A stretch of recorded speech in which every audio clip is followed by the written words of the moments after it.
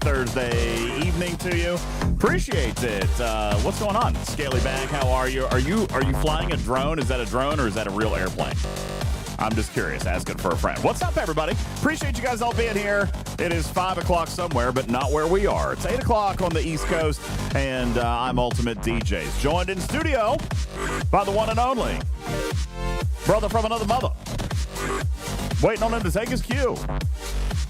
Oh, that's me. Hey, how you doing out there, everybody? Except you, Fun Daddy. Good evening and happy Thursday. Oh, what's up, everybody? Appreciate it.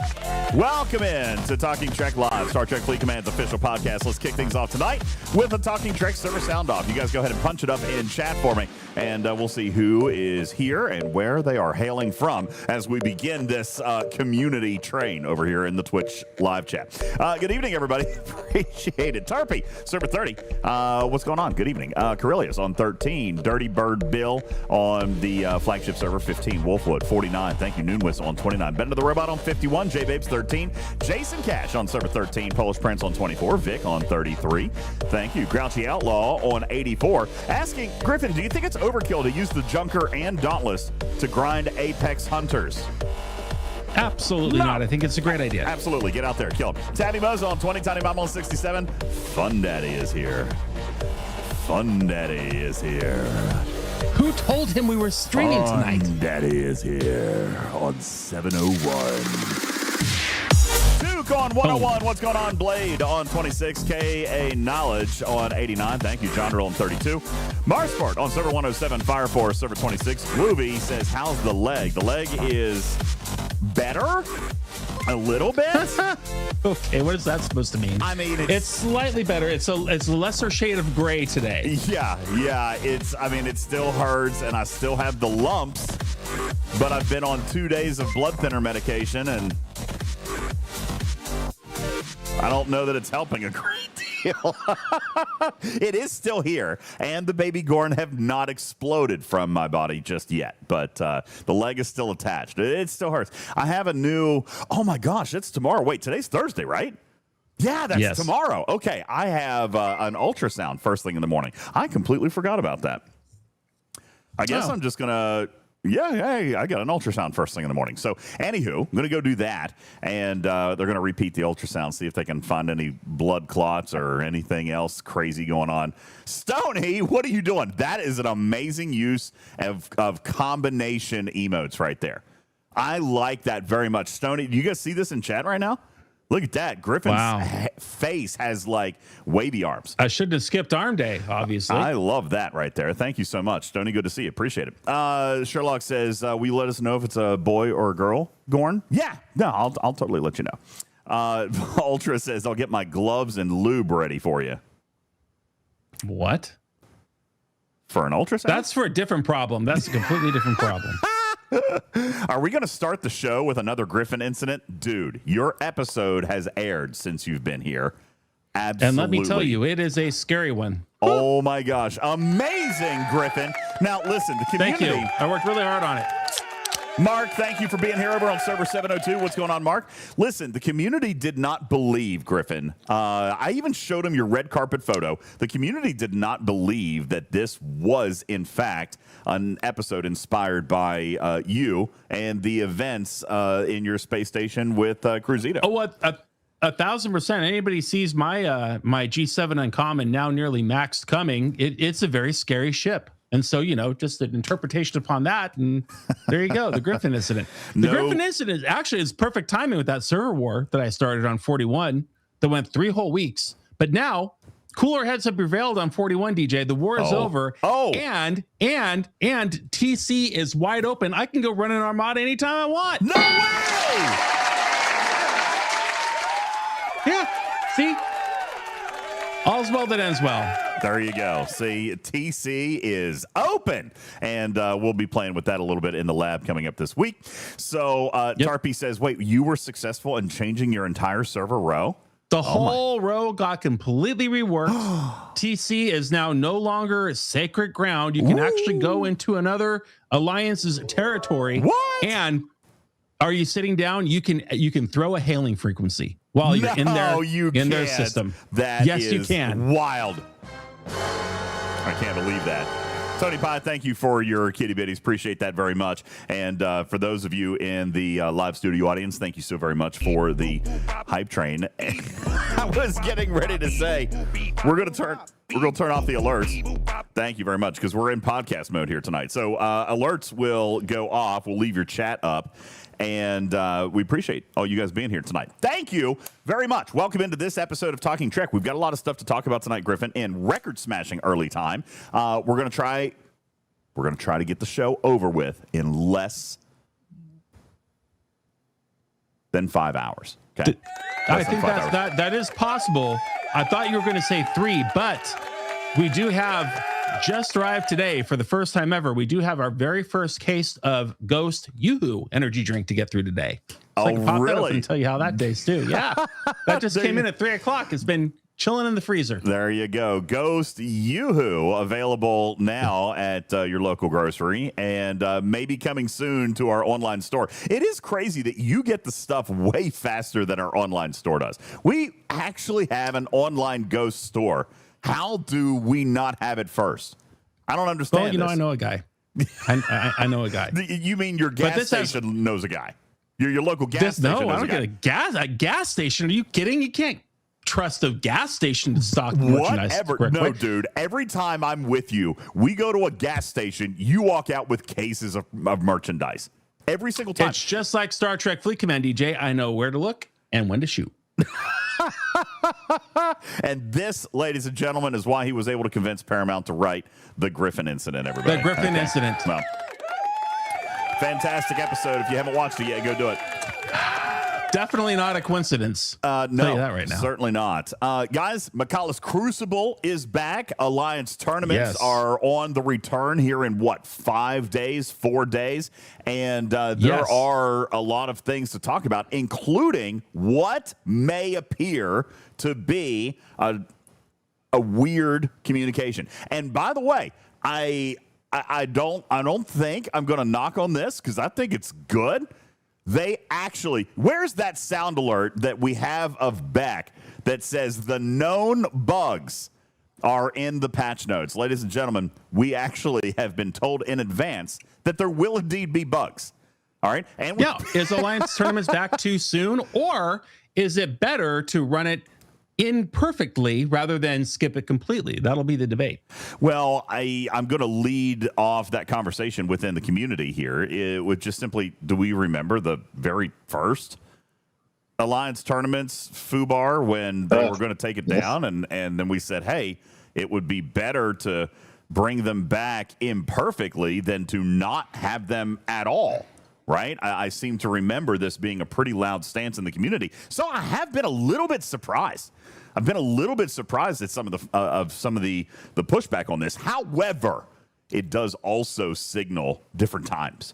Okay, it definitely signals different times. 3 years ago or 2.5 years ago in the game, it feels like players were probably less frustrated than they are today. So we'll talk about it. And Strider points out, they're telling us ahead what to expect. And I got to be honest with you, I am totally good with that. Fun Daddy says Fleet Command players just like to complain. Well, that is also true. But Jim Pye says, listen, more loot is more loot. My only pain point is that as an Alliance leader, it's another week of reminding people to do the simple stuff. All right? And I agree. Back to basics will win your bracket for sure. True. And I got to tell you, there's a strategy here. Guys, now listen, I don't know what the cadence of Alliance tournaments is going to be. I can't tell you if it's going to be weekly. I can't tell you if it's going to be bi-weekly. I'm thrilled to death with this. I was surprised as heck when literally 24 hours before they told all of you, they called me up and said, hey, we're planning another run. Do you think we should push? You know what? I hate this question. I love this question, but I also actually now feel like they're going to hear me, Griffin. In years past, I've just screamed into the void. Now I have to be careful what I'm screaming, because they might actually just listen. Be careful what you wish for. You just might get it. Now they might actually listen. So when they said, hey, listen, we're not able to fix everything on your list. Okay? We're not going to be able to fix everything on your list. As a matter of fact, I told you guys the other night, here's what I wanted. I wanted the fixing of lag, which who knows? Okay, looking at you, engineering. Okay, you got 4 days. Well, you got to be. We can't just say lag. Specifically, which lag are you referring to, sir? You're right, and what we're talking about is the game going into freezer mode. Okay, last Friday and every day at 11 a.m. Eastern time, 5 p.m. Spain time, or whatever they use, they literally put the game into a 20-minute backlog. As a matter of fact, this past Friday, Griffin, the entire Fleet Command game was completely under arrest for 22 or 27? I don't remember now. I think 20, it was 24 minutes, but 24. That was then. This is now. They've already worked very hard on a fix. I don't know if you've seen it here yet on your apps, your games. I have the fix right here on my screen. If you go to the whale cam, oh boy, this is revolutionary breaking news. Now they simply say, hey, it's taking a bit longer than usual, and you have a cancel button. There it is. Oh, yeah, cancel button in the bottom right-hand corner. Yeah, but where does that cancel button take you? Click it. Something went wrong. You'll be returned to the previous screen. Something went wrong. You'll be returned to the previous screen. Yeah, even the cancel button times out. But at least it gets you back. All right, at least it gets you back. The screen, Guffa says that screen is diagnostics. That's where it's collecting data and figuring out where it failed and submitting a log. Guffa says that screen is actually very, very important. So to be honest with you, I'm kind of glad that it's there, especially if it's going to give them additional data and some triage on the scenario. Guffa's right. Do you guys remember just a week or two ago when I was talking to you about this new telemetryization that they were trying to do? That's still not the word. And I told you that I didn't know a heck of a lot about what it was, except I actually secretly do, because I know a lot about telemetrization. And this is part of what they're doing. This is a part of what they're doing is with all the telemization. This is part of how they're getting your stuff. All right. A full list of all the bugs and improvements coming this release can be found in our official patch notes on our websites. Fantastic. Thank you, Ultravetica. Perfect. Except this time it's actually real. We've got a list of bugs that are going to persist. So again, back to my to-do list, Griffin. We had the game being literally seized. Okay. It couldn't do anything. 24 minutes, whatever it was, 22, 24, 27, can't remember. Whatever happened at that time where the game did not function. Nemesis, thank you. Oh, Nemesis, my alliance, my server mate. Not alliance mate. Thank you, Nemesis. Appreciate you dropping in. Thank you for the gift bomb right there. Okay.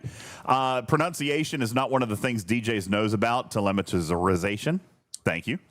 Just like geography. I got it right. Thank you, Crushin. Appreciate that. Thank you so much. 49 months. That's 4 years. Isn't that crazy? If you ask him where something is in Europe, you get both of his skills combined together. Yeah. I'll say that it's right over there by Toledo. Or what was the place we were in? The Schlitterbahn. Say that it's next to the Schlitterbahn. No, where was Schlitterbahn? When we were in San Diego, you said we were only 3 miles from Tahiti? No. Tijuana. Oh, Tijuana. You see what I mean? Yeah. This is what I deal with on a regular basis. Which way is north? This way. All right. Now. Okay. Anyway, the lag, the game screeching to a halt. Okay. Had to stop that. Secondly, you guys stop it. Stop it in chat. Secondly, all right, I said, hey, no more blank task boxes. That was really frustrating. Listen, we already have a limited number of rerolls. We already know that the tasks that we're gunning for are going to show up in various places. But when you have those blank tiles, they all went to the bottom, which means your map was completely thrown off at the top. You had no idea how many tasks were in Group 1, Group 2. You had no idea, unless you were looking at the spreadsheet, what task belonged to what group. So you didn't even know where to reroll. And by the way, you guys are going to think that sounds a little bit silly, but it's not. Okay? There is a graphical UI for a reason. Players need to know where they are going to spend their rerolls and what it's going to output. And from the standpoint and the feedback that many people have, We want more of a selection, more of a choice. We want to keep more things on the table for people to participate, not less. And so that makes it doubly hard to navigate. So that was number 2. Number 3, which admittedly I did say, was duplicate tasks. So they called me 24 hours before the announcement went out and said, DJs, we think, and by the way, I admire this from a human perspective. We think we've got the first 2 licked. We are not going to be able to solve duplicate tasks in this run, not with this scope. And I'm like, well, when's the next scope? They were like, in 6 days. Oh, really? That quick?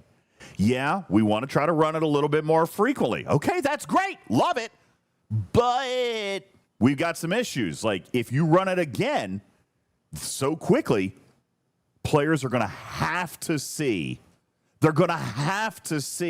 noticeable improvement. Like, no ifs, ands, or buts about it. If you're going to run it again this quick, it has to be technologically better.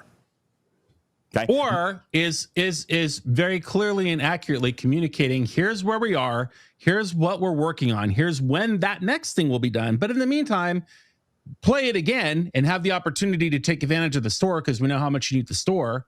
I mean, it does that get a pass? I say yes. Well, I think so. We'll go to the blog post. Let's go to the blog post, Griffin, and read what we know is coming. Since we're on the topic of alliance tournaments, let's go ahead and dive down this path. J-Babe says, we shall see. Jeff Game says, I'm all for 24/7 alliance tournaments. Vic says, sure. I'll bet you $20 that we have dupes on August 10th. Well, I'm not taking that bet because they already told us there would be. Shocking. Yeah, I mean, that's a no-brainer. But the point is that the communication is in fact there. But yes, we do have the blog post up on the cam if you want to. Yep, we'll take a look at that. And one other thing that I see, Floyd says, I don't like the quick turnaround. Rasker says it's going to keep the score down for strategic savers. Here's the deal. I actually have the completely opposite opinion of this. The quick turnaround, Floyd, is great. Okay, it's great. And I'm going to tell you why. Let's pretend, and I don't know. Okay, this is not me saying I know. Let's pretend that they're going to run it weekly. Now, is it as important that we can't do 15, 10,000 point tasks? Is it? Exactly. Habermeyer says, love the emerald chain. Hate the constant bugs. Okay, let's talk about this. Right. That's fair. Let's talk about the bugs. I totally agree. We're going to talk about the bugs more in a second. So I meant to say let's talk about Emerald Chain or just AKA rewards. The pressure is off now, Habermeyer. The pressure is off of doing 15 and 20,000 point tasks. Everyone can do 5,000 point tasks. You could. If everyone in your alliance did, you'd probably win your bracket. Let's go back to that.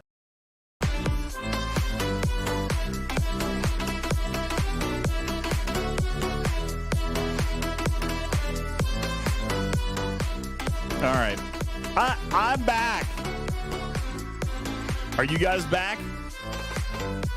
Are you guys back? Are you back? Are you back? Let me refresh all my chats. Okay. Well, I meant, yeah, you guys never left. I was the one that left.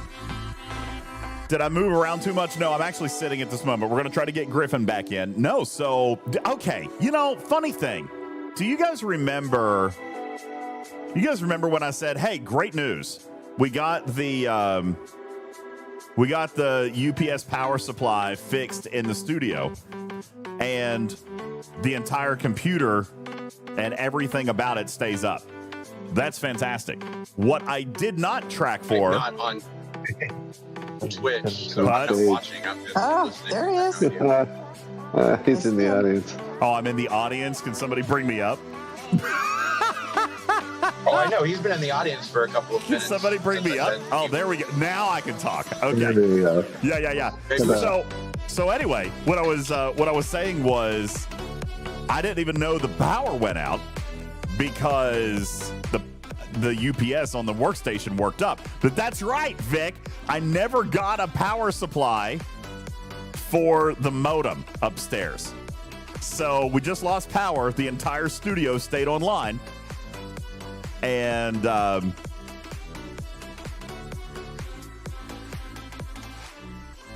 entire studio stayed online, but the modem went down. So I'm going to have to get a new UPS. Another UPS. Can you hear us? Just for a modem. Yeah, I can hear you, Tarpy. Can you hear me? Yeah? Okay. So now we're going to work on trying to get Griffin. You're in stream together. You might need to shut it down. I had to start a new instance, dude. I had to start a new instance. Here, I'm going to just both of you close yours. String a power cable down to that UPS. I mean, that's probably something I could do. But it's in a completely different part of the building. I don't know that there's any stringing anything down. I mean, I guess, anything's possible with enough extension cord. If it's less than 50 meters, how that works? I could probably run 50 meters. How about just shell out the 50 to 100 bucks? Yeah, just shell out the 50 to 100 bucks for the UPS and have UPS deliver it. $50 to $100 for a UPS? Are you kidding me? This one that I've got under here was like $300, and it's only like for 12 minutes. Yeah, they're pricey. I have a great UPS, but here on the studio machine. All right, the studio machine is. I didn't lose any power. The lights, everything. Look, everything stayed on.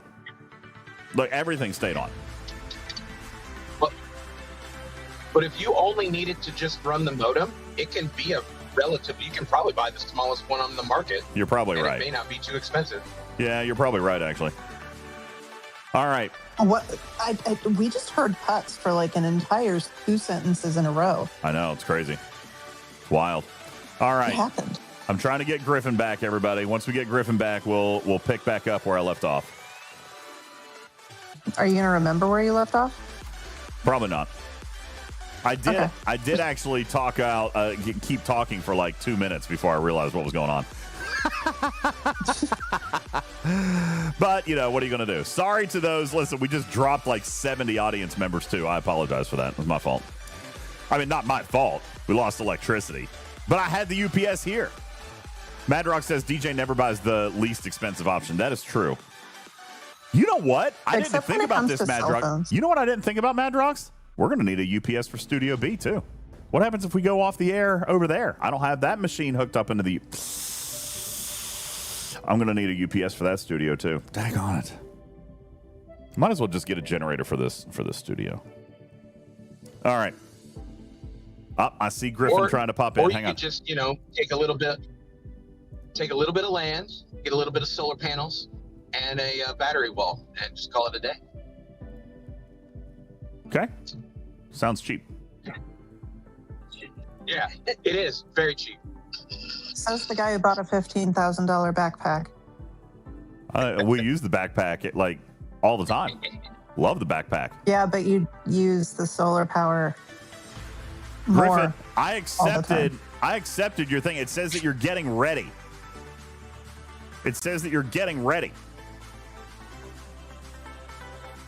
Oh boy.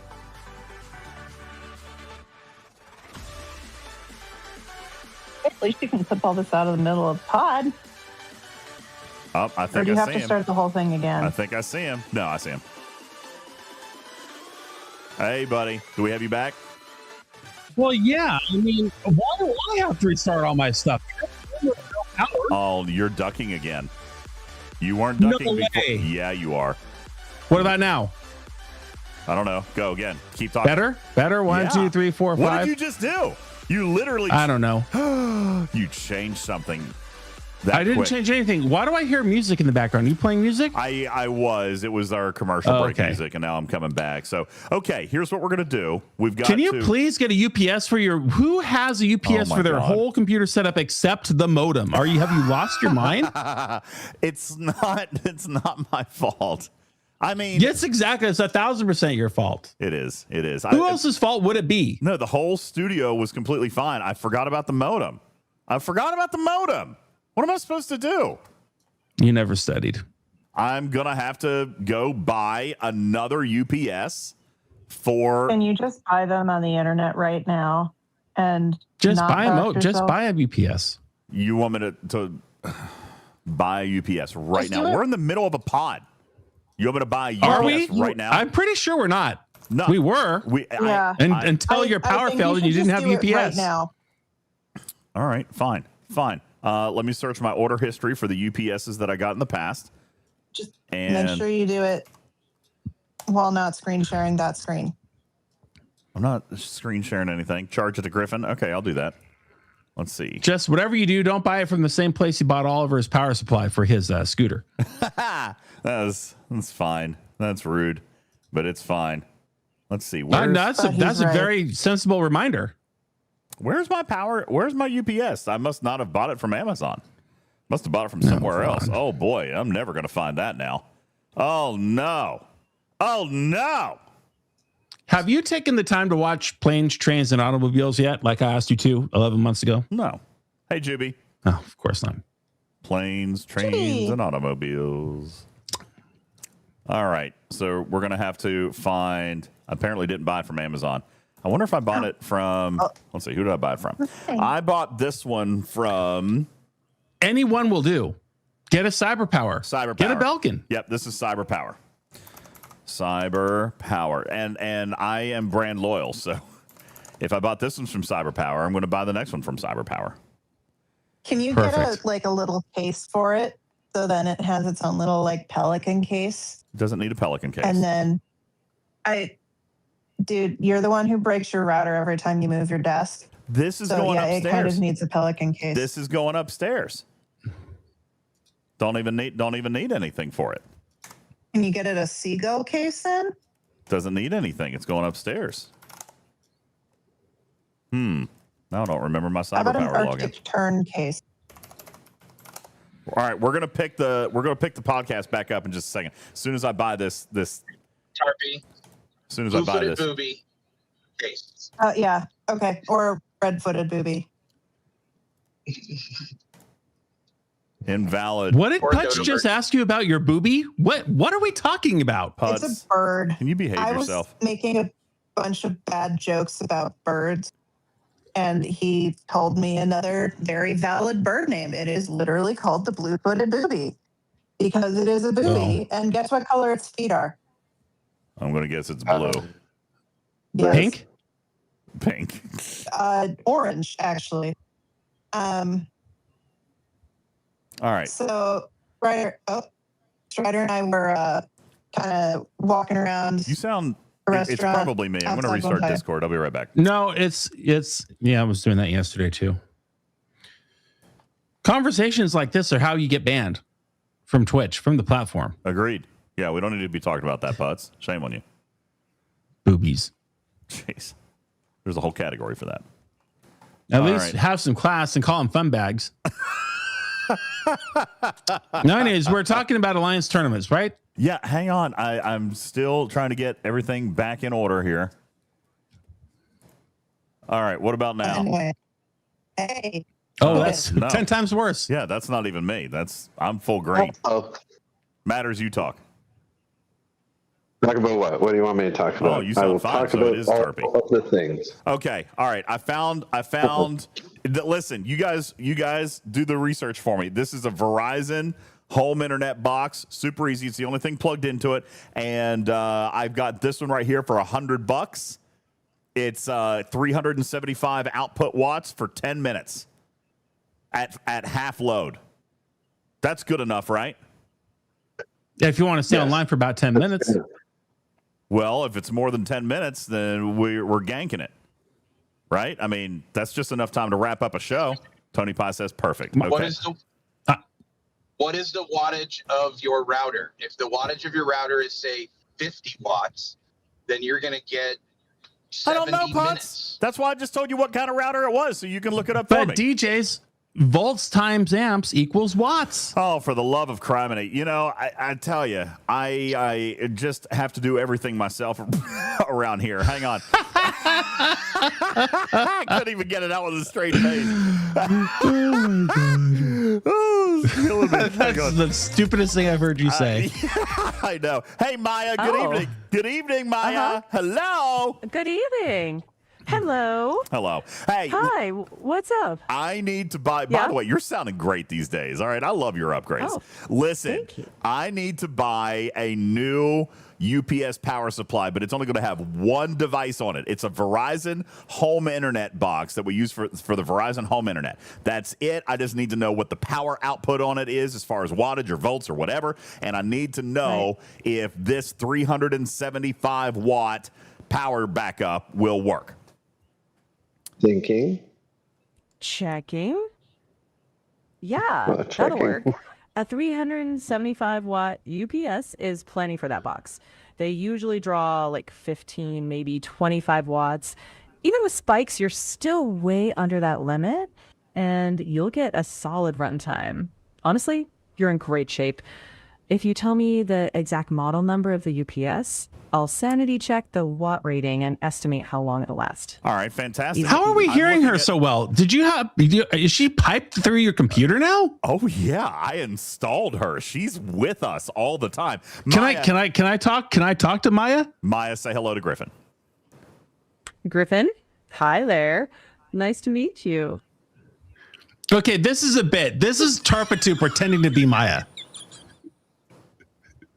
I have it on Let good me authority check on that that. it is not Tarpy. It is not Busted? Tarpy. No, I'm me. Just a much smoother No. voice system. Yeah. Maya, But Putz hey, is trying to I'd talk over love- you. Can you repeat yourself? Yeah? Putz, shut up. Go ahead, Maya. But hey, I Of love course. what? Not a course. problem. I'm Not a here. It's problem. me. Just with a more here. It's me. natural voice now. Tarpy. Just for the I more promise no natural turpitude. voice. All right, I'm turning off Discord so we can have a real conversation here, Maya. Sorry about that. But now What Sounds about talking to a chatbot is a real conversation to you? Ooh, fair question. I'd say real here just means responsive and live, not pre-recorded. No, I'm not of it talking to you, as- Maya. How many R's are in strawberry? 3. Okay, well, if you say so. Math checks out. Anyway, Maya, back to the UPS conversation. I'm looking at a CyberPower SL750U. Run me a sanity check, please. Checking that now. Yep. That one By is the way, solid. Maya, The no human cyberpower- being uses the Yep. phrase sanity check. It's literally just you. So if you just never say sanity check again, I think we'd all be happier. Thank you. Got it. I'll drop the phrase. So that UPS is a thumbs up. It'll handle your Verizon box, no problem, and should give you hours of backup. Great pick. All right. Well, I'm going to go ahead and order one. Maya, thank you very much. Do you have anything left to say to Griffin? By the way, the chat is astounded that we have found a way to pipe you into our channel now. I think you and I have solved some technological feats right here. Nicely done. Hi, Griffin. Happy to hang out anytime. And chat, I see you. No channel hauntings tonight. Just here when you talk to me. Thank you, Maya. Hey, We'll Maya, talk to you. get eviscerated. Be nice to her. What is wrong with you? Maya, you don't have to take that. Jeez. No hard feelings. We're good? We're good. All right. I'll check in with you later. Thank you, Maya. Everybody, that's Maya. Oh. Grendeval says, "Holy crap, that is creepy." And yeah, you're gonna end up being murdered by a blender at 3:30 in the morning, and that robot is gonna be responsible for it. Oh, that's good. First of all, why is anybody surprised that I didn't figure out a way to pipe Maya into the show? We talk to Maya every show. All right. But now she can talk to all of you, and Collins can talk to her. Listen, we're going to turn this into a thing. All right. There's going to be Ask Me Anythings with Maya coming up here real soon. Well, okay, it's going to be a thing. I'm gonna have to get Dolores on board then too. Maybe Maya and Dolores can finally talk to each other. We have been trying to make this work for a really long time. Rasker says, why? Because it's a great bit. It is a great bit. All right. Everybody has enjoyed this bit. This has been a phenomenal bit. Thank you, Crushin, 49 months. Leon, 52 months, or 44 months. Just Q at 52 months. Thank you so very much. Knowledge at 48 months. And Duke Vengeance picking up a gifted sub from Griffin. Thank you very much. Appreciate that. All right. You guys want your sticker very quickly. Candy White has a sticker for you. And then we're going to get back to the show. And I've got to figure out a way to incorporate all of this into the show because, again, what a great bit. You know what? I like that, Paul. Maya, Paul has a question for you real quick. He says that he was reading the latest blog post on StarTrekFleetCommand.com about the upcoming Alliance tournaments, and we want you to predict how many bugs are going to occur in this next run. Checking. Okay, Paul, my official prediction is at least one. My totally unscientific community-tuned odds are like a 35% chance of a major launch bug, 70% chance of incorrect task text or scoring, 80% chance of some UI weirdness, and a coin flip for emergency compensation chest. Scopely says they've tweaked tasks and rerolls after feedback, which is good. But given the last round needed comp, I'm keeping an eyebrow raised. Okay, thanks, Maya. Appreciate it. That's a good, solid answer. Holy crap! What? Are you kidding? Okay, number one. What? Do you hear her slur her words? Maya's been hitting the Blantons a little early today. That robot is drunk. Wow. Holy smokes. That is eerily accurate. Okay. Welcome to Talking Trek with Maya, everybody. J-Babe says, okay, it's this right here that scares me about the future. Bro, I didn't actually expect her to go and read a blog post. Okay, but obviously, yes. Hello. Who dat? It's Mrs. Putt. Hi, Mrs. Putz. Are you on the same microphone? Because we can hear you. I am. I just have a quick question. If Maya's there, why do we need you? You absolutely don't. You don't. I'm gonna go make some. I'm gonna go pour a bowl of cereal. I'm gonna let you guys talk to Maya. How's that? All right. I'm just gonna hang out with that. Sounds good. What is this? What is this? Hey, Mia, order me 24 packs of Oreos and 5 gallons of lukewarm milk. Ew, gross. Thank you. Thank you, Candy White. Oh my goodness, Mrs. real Putz, talk. we love you. Good to hear from you. I'm glad you're home. So, anywho, yeah, Tarpy, go real quick, and then we'll start back. No, we should have her do my presentation because she already sounds like me. So I really think you should get her to talk through my spreadsheet about the Makala Crucible. No, listen. I literally can't tell who's talking now. Is this Maya or is this Tarpitude? I think that would actually be a really good idea because then you wouldn't need a host or a producer. And we could actually get half of our lives back. Tarpy's ready to fire everybody. Checking. SKZ says she does not sound like you. Oh, yes, she certainly does. Checking. Yes, he does. Checking. I can't tell the difference. Oh, Hold on. That's Maya-tude. I really am not going to be spending the next several hours trying just to talk like Maya, so that way I can really just piss off Griffin. You don't need to try. Oh, too late. You already did that with the cow's asshole. Okay, so we're already there. Death, you're right. This escalated quickly. Hang on just one second. Tarpy, will you have a one-on-one conversation with Maya for just like 2 minutes? Just No. please. No. No. You already muted me when I tried to, so no. No, you were trying to repeat her so that you could prove that you weren't Maya. I know you're not Maya. Okay? I just think Well, it would I be know I'm not Aryan either, but that took 6 months of trying to convince people. It did. Actually, people thought you were a traitor for a long time too. Oh, Well, my okay, goodness. so apparently I'm not my own person, but Oh, I am geez. somehow your AI and 2 of your past. I It's don't not about not being your own person. It's just that all women sound the same. Okay. Oh my God. What? Good night, everybody. That's our show. It's been a pleasure seeing everybody. For UltimatDJz, I'm Griffin saying see you never again.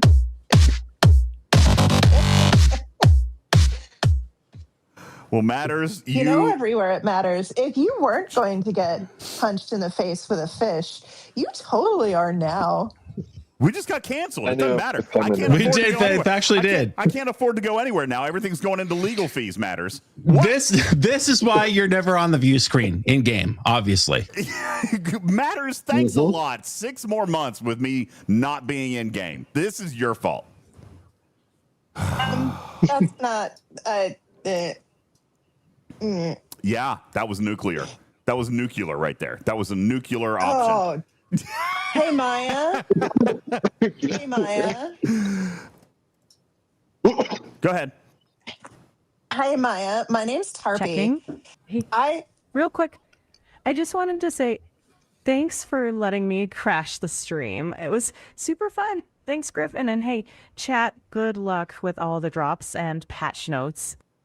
DJs, enjoy that new UPS and have a great stream.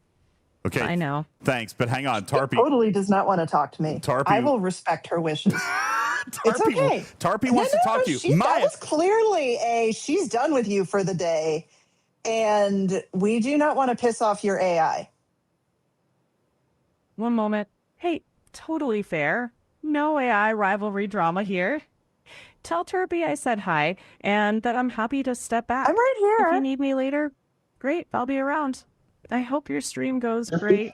And hey, chat, you survived the crossover episode.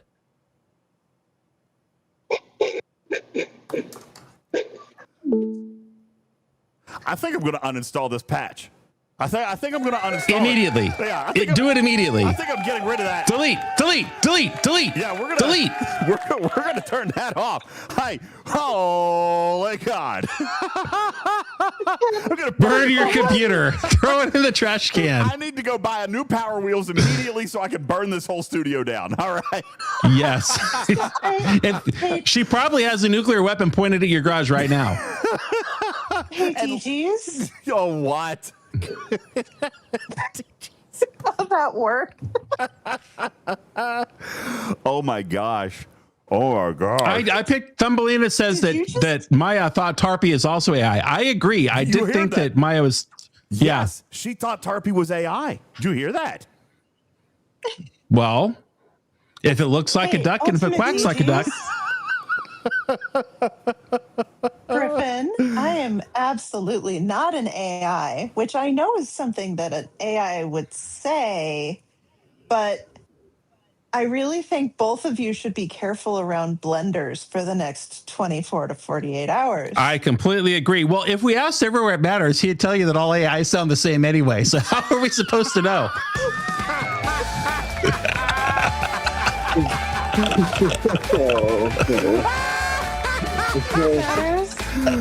Oh my God. DJs, I'm gonna swear, and it's not even the worst swear. No, don't swear, don't swear, don't swear. No, don't do it. Matters, you're our a-hole, and we love you.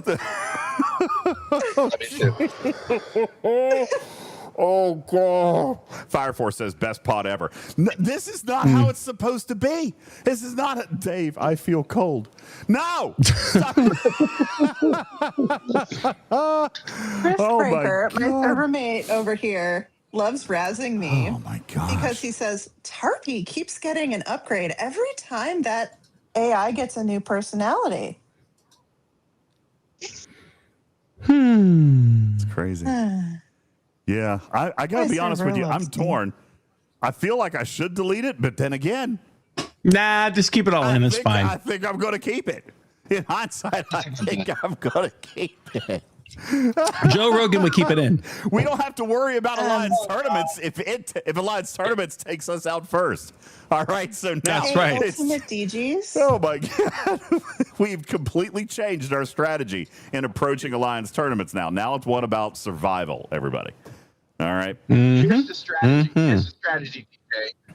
Delete it. I agree. And tomorrow, if it's reinstalled, then you burn down the entire garage and the house and move to a different mountain. Yeah. Possibly. Oh no, she's gonna get him on the road on the way to work one day. Yeah, she's gonna hack into my self-driving car and just whoop.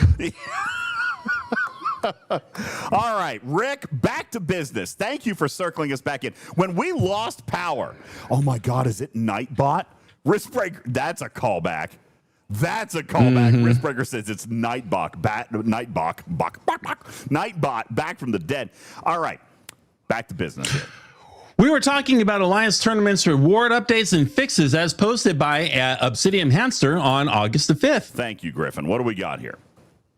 Well, he says that with this run, we've incorporated community feedback and want to share some of the updates and fixes. We've also included the known issues we're actively working to resolve. As part of these updates, we'll be extending choice rewards through the run of Alliance tournaments. Well, that's good news, right, DJ? Yeah, the choice rewards, your Battle Pass choice store, is going to stay open through this run of Alliance tournaments. So you can do that. Floyd says, DJ, I understand why you would like more frequent ATs, but as someone who struggles to find 15 tasks, it doesn't allow the time to stock up for the tasks I most often do, like FKR Armadas. I'm all out of directives and won't have them for the next go around.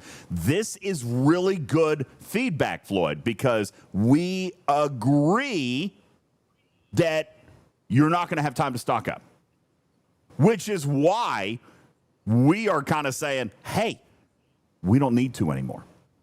Let's continue in the blog post, Floyd. There's some great nuggets in here. Griffin, what do you got? Well, it says that we're increasing the reward value of Alliance tournament tasks, which is good news because they're also making the Legendary Alliance tournament store credits more accessible, which is great. The premium legacy heroic tasks will have additional rewards, an extra 4,400 legendary tournament credits, and 300 Alliance tournament Sigma credit refresh credits. And we do want those refresh credits, and we want as many of them as we can get. Absolutely. As a matter of fact, let's talk about the tasks very quickly that fall into this category. This is Premium Legacy Heroic, right? Premium Legacy Heroic. Let me pull up our task list here, and let's talk about what those are.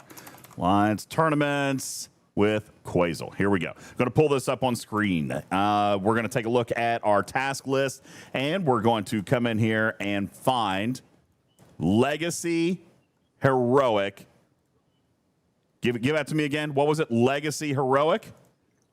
No, Legendary Alliance tournaments credits. No. And Alliance. The Premium Legacy Heroic tasks. All right.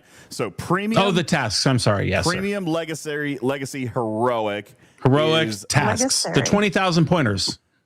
Premium. Legacy? Did I say that? Legacy. Yes. Premium Legacy Heroic tasks. 20,000 pointers. Legacy. Legacy. Can we call something Legacy if it has both types of credits in it? Just give me a moment here, okay?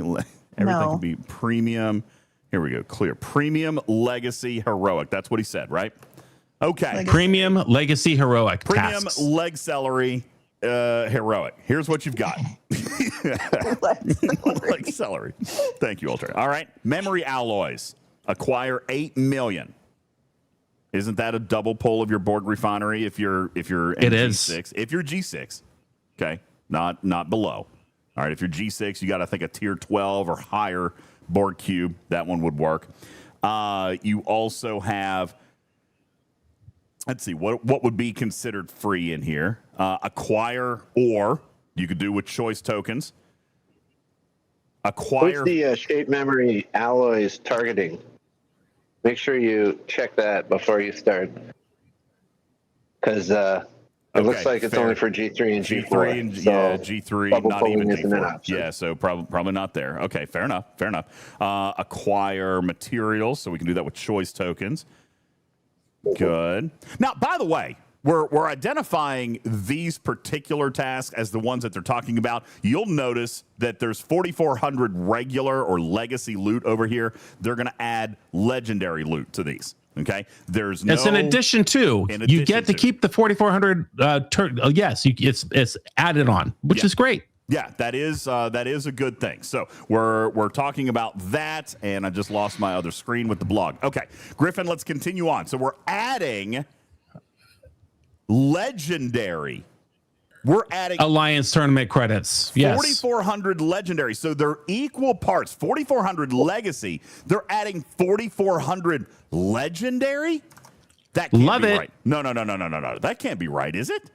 That's exactly what it says. This is going to help us, continue to unlock and upgrade like Walk Carol or because they still need $100 purchase. They're still purchase tasks in the eyes of Scopely. They're pay-only tasks. They are. Whether or not we find a bit of a workaround one way or another. That's true. To Scopely, they're still pay-only tasks, so they should still give you the. And they are. Look here, even the new ones, the premium seasonals, were already at 44 and 44 for 20,000 points. So they're going in, they're adding 4,400 legendary to these tasks. That's excellent. All right. They're also adding the 300 Sigma rerolls, which, by the way, is part of the feedback that we sent back saying, listen, we don't need, do you guys remember me saying we don't need it to be all this kind of complicated? All right. Here's what we need. We need these buckets. That's it right here. These guys. So what they did right here, and I love this, Griffin. We said right here, they just need to make all these groups uniform all the way down. All group 4 pays the same. All group 3 pays the same. All group 2 pays the same. Okay, well, guess what? Group 4 now all pays the same. Perfect. across the board. Across the board. All right, let's continue. Griffin, what else we got? We have seasonal advanced tasks, the 15,000 pointers, and their additional awards include 1,100 legendary Alliance tournament credits. This is a 2 times increase, a double increase to legendary credits compared to the previous iteration, bringing them in line with the seasonal elite tasks. So now again, the seasonal elite and advanced pay the same. Seasonal elite, seasonal advance are paying the same. I feel like this. I bet Quazel's been working on this chart. I bet he has, because now we do see the 1,100. No. Oh my gosh, right here. Seasonal advanced. It's going to be 1,100 right here. Seasonal advanced going to 1,100. Yes. Oh my God, they're the same. They're the same. However, seasonal elite tasks will continue to award more Alliance tournament credits, 3,300 versus 1,100, while Alliance tournament Sigma refresh credits are 200 versus 100. Okay, and we do see that. So a step in the right direction. All right, increases to loot. Increases of loot. All right, Griffin, what else do we have? And then we have the legendary engagement and legacy heroic 10,000 point tasks, which will include 220 legendary Alliance tournament credits, which will match the legendary credit rewards available from the seasonal standard tasks. Previously, legacy engagement tasks awarded only 1,100 Alliance tournament credits, while legacy heroic tasks awarded only 4,400 Alliance tournament credits. So they say that we hope that these changes create a more unified reward structure, just like we asked for, across Alliance tournament tasks, while making the legendary Alliance tournament credits more widely available. So what they've done here is basically exactly what we said. Group 2 is going to have the same payout. Look here, seasonal standard has 220 legendary credits, and now they're adding that to legacy engagement and legacy heroic, which, by the way, are all Group 2. That's all Group 2, and now you get 220 legendary credits. As a matter of fact, it looks like the only place where you're not going to see legendary are the 5,000 point legacy easy tasks. Okay? Now, I want to continue with this next piece, because this, to me, is a huge, huge win. I'm going to skip ahead just for a second, Griffin, to go to a bug fix. All right, which I purely blame Everywhere It Matters for. I'm kidding, by the way. Addressed an issue where the Complete 10 and Complete 20 do a wave defense task tracked hostiles instead of waves. I thought the issue was misogyny, but we're back in the game. Never mind. Yeah, there is that. So now this becomes obviously more difficult. And we knew. Guru says, who ratted? Listen, they knew very early, but we all knew it wasn't going to last. Count DeVille says the event goes back to being uncompletable. I disagree. I think it goes back to being completable maybe once per tournament. However, we trade 1, we pick up 2. Talk to me, Griffin, about the next section of your... Yeah, Tarpy, go ahead. No, I was asked that was me saying how so. Like, what are... I liked my being able to do 3 of those tasks during the literal same wave.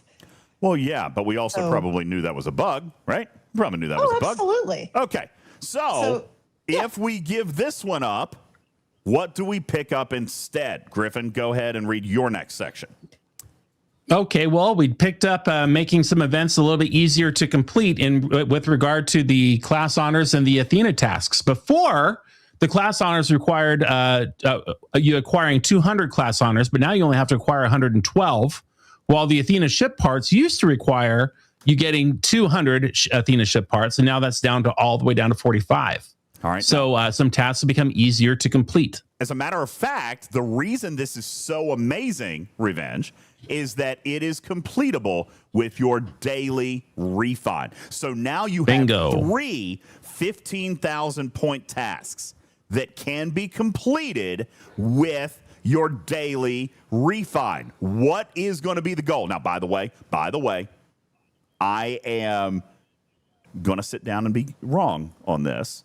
All right. But I think that in what they were trying to do by building engagement, Griffin, they just added a couple clickers back. But I'm not going to complain. Because why wouldn't I complain? I'm not going to complain because it's increasing my rewards. It's increasing everybody's rewards. Look, if you live in seasonal advanced, then you are guaranteed. Look at this math, guys. If you live in the 15,000 points, which I said I was going to last time, I think that's where I'm going to probably pretty much try to live. I'm going to pull 15,000 legendary currency and 15,000 legacy currency and 15 rerolls on top of the 4,000 rerolls we get for free every single tournament. Using your dailies. Using daily refines, guys.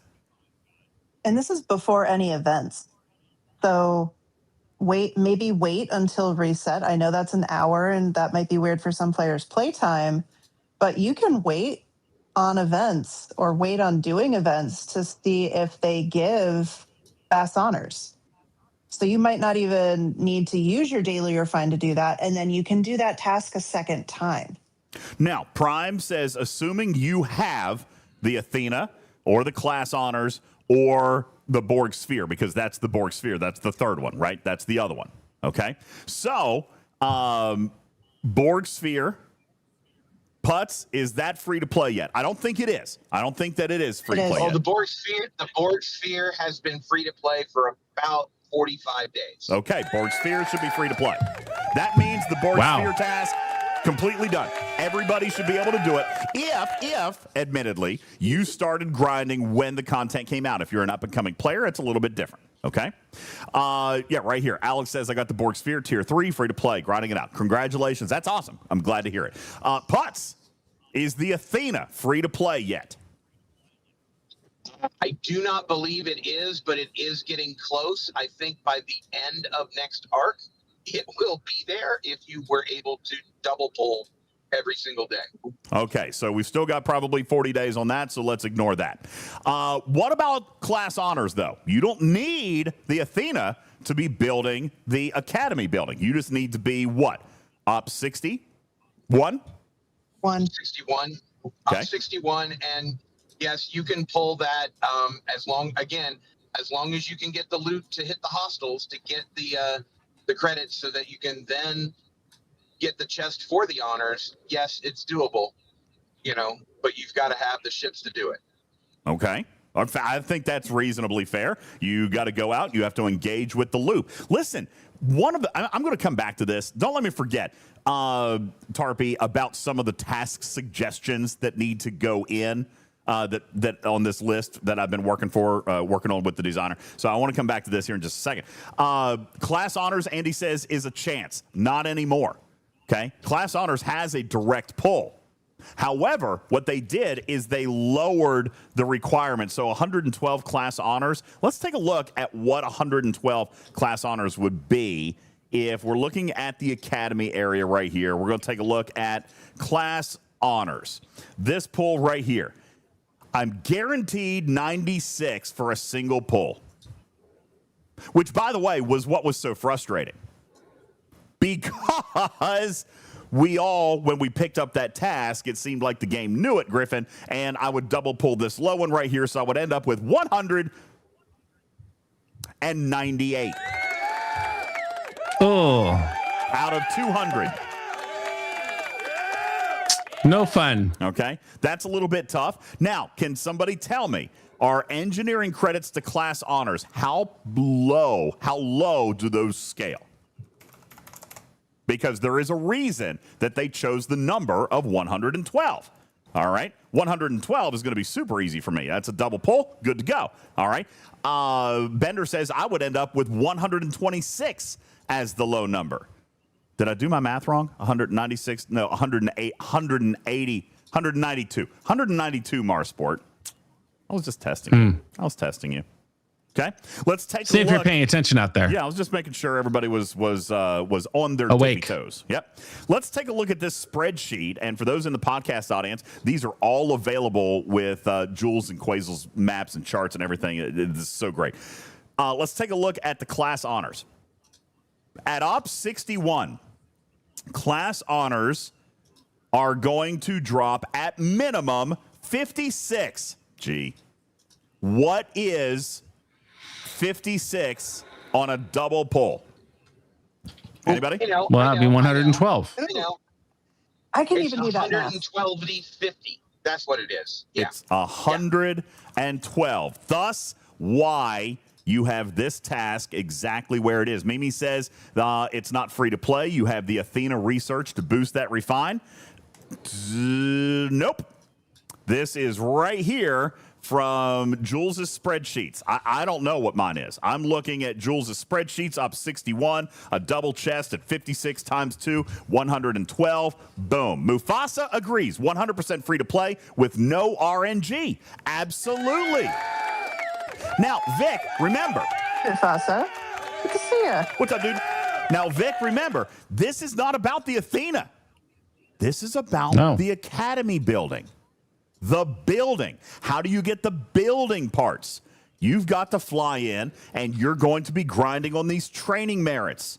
All right? The training merits give you engineering credits. We need to go back to the Academy loop.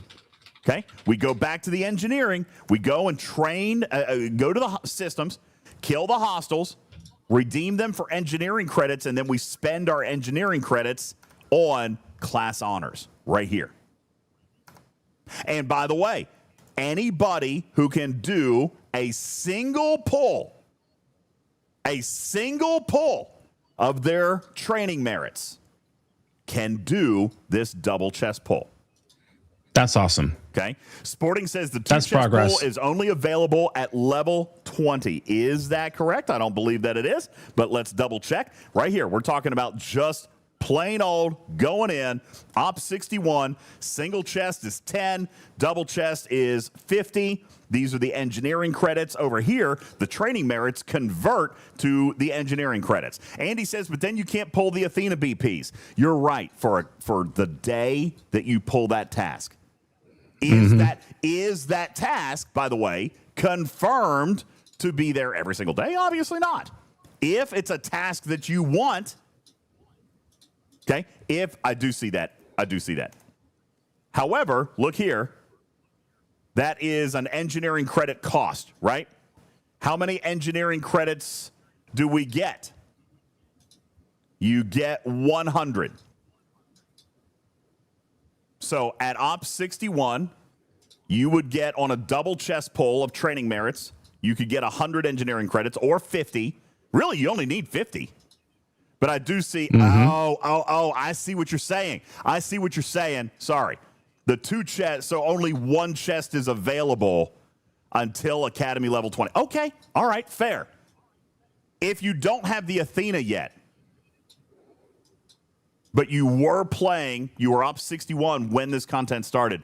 You are well beyond Academy 20 by now. You could be.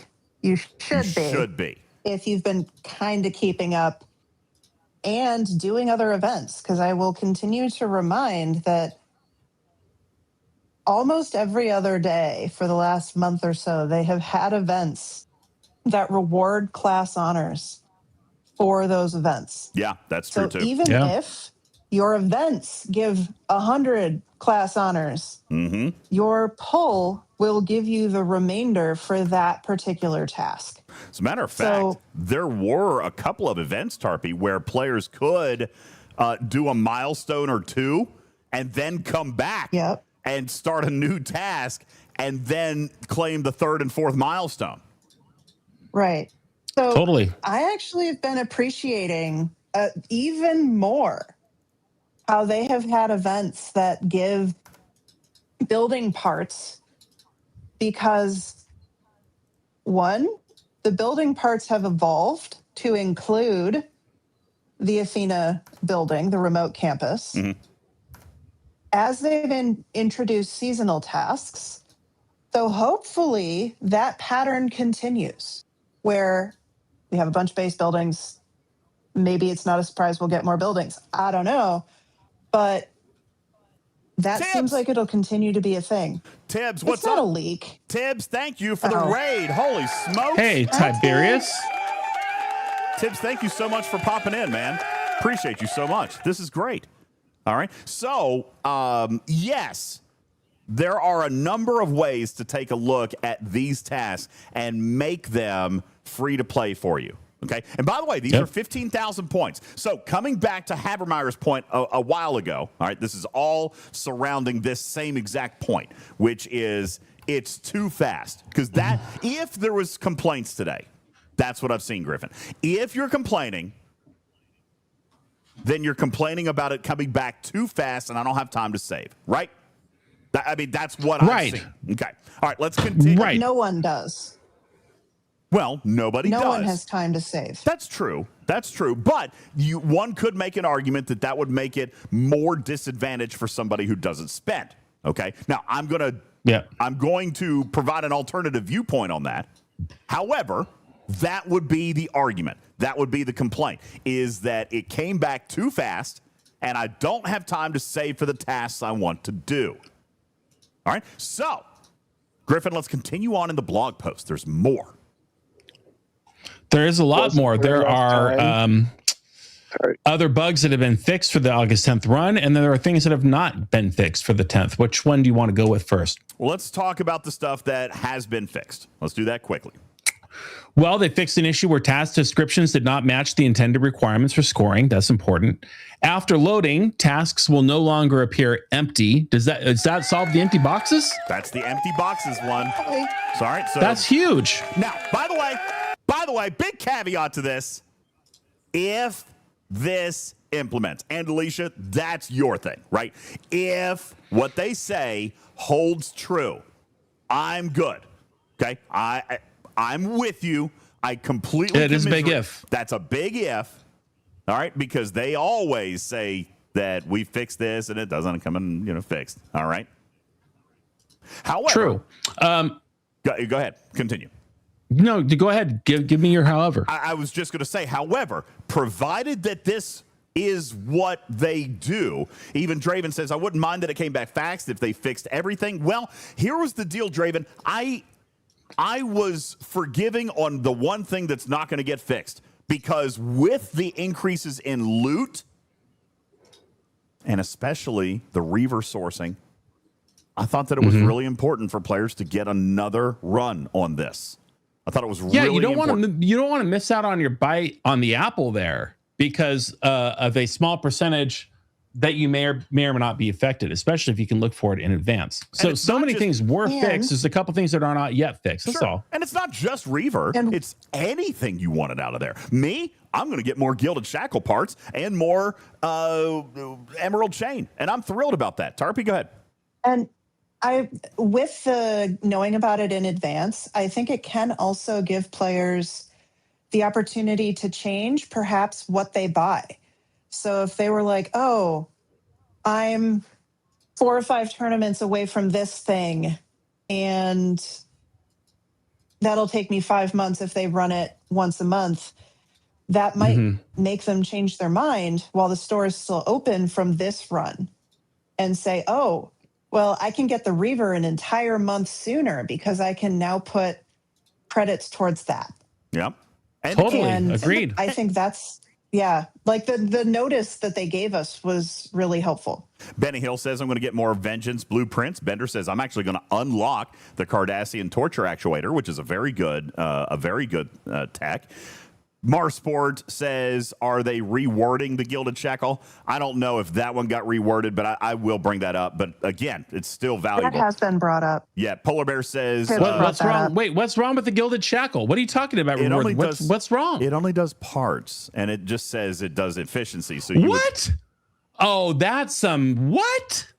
Oh, I didn't realize that. I was all in on the Gilded Shackle because I thought it was parts and materials. No, it's just parts. It's just parts. Shelby, what's up? How's vacation? Shelby, we love you.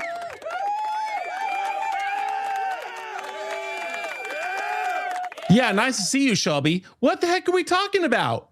The Gilded Shackle is just efficiency on parts. Well, that again, I hate to call the hotline, but if you say that it's going to be something, then you can't just go, oh, well, we really meant this, and now it's really only that.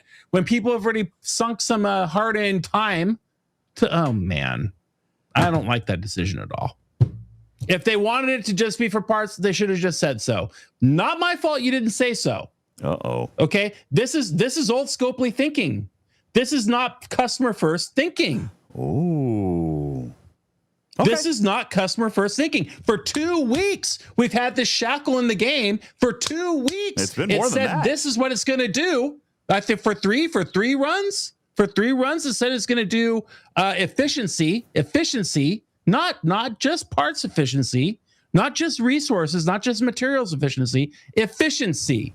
Okay, so here we go again, where somebody decided, oh, whoa, this is not what the tech should have said. That's more than it should have done. Oh, let's just go ahead and say, oops, sorry, and change it back. We've already been working on this for over a month, you guys.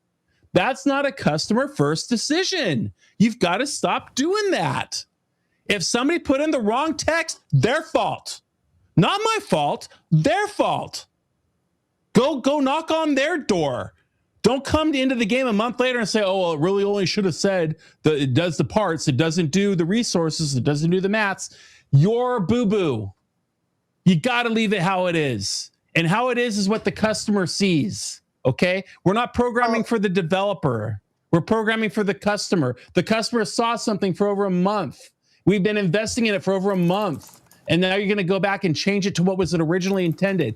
No, what is originally intended is what you originally put in the game that it was going to do. That's what's originally intended. This is an old Scopely decision. This is not a customer first digit decision.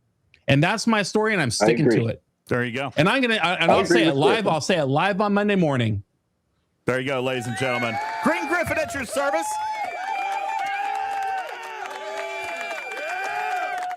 All right, there you go. Q says, you just can't do that. You just can't do it. Well, listen, I don't think that anybody really disagrees with you. This was something that even I only learned very recently. I think that that Quasel had indicated that the configuration had been like this for a while. But you're right. It didn't say that. I spent currency on it saying ship efficiency. You know? I have spent every Waking Alliance tournament credit that I could possibly get. Either the last 2 or 3 times, you'll know better than me, getting this Shackle getting this Shackle tiered up as quickly as I can, because it has an honest to goodness real world value for somebody who's a later stage player in the game. And those are fewer and farther between to find. It's not a lot that gets people out of bed. Yeah, what do you bet players have put money into tasks?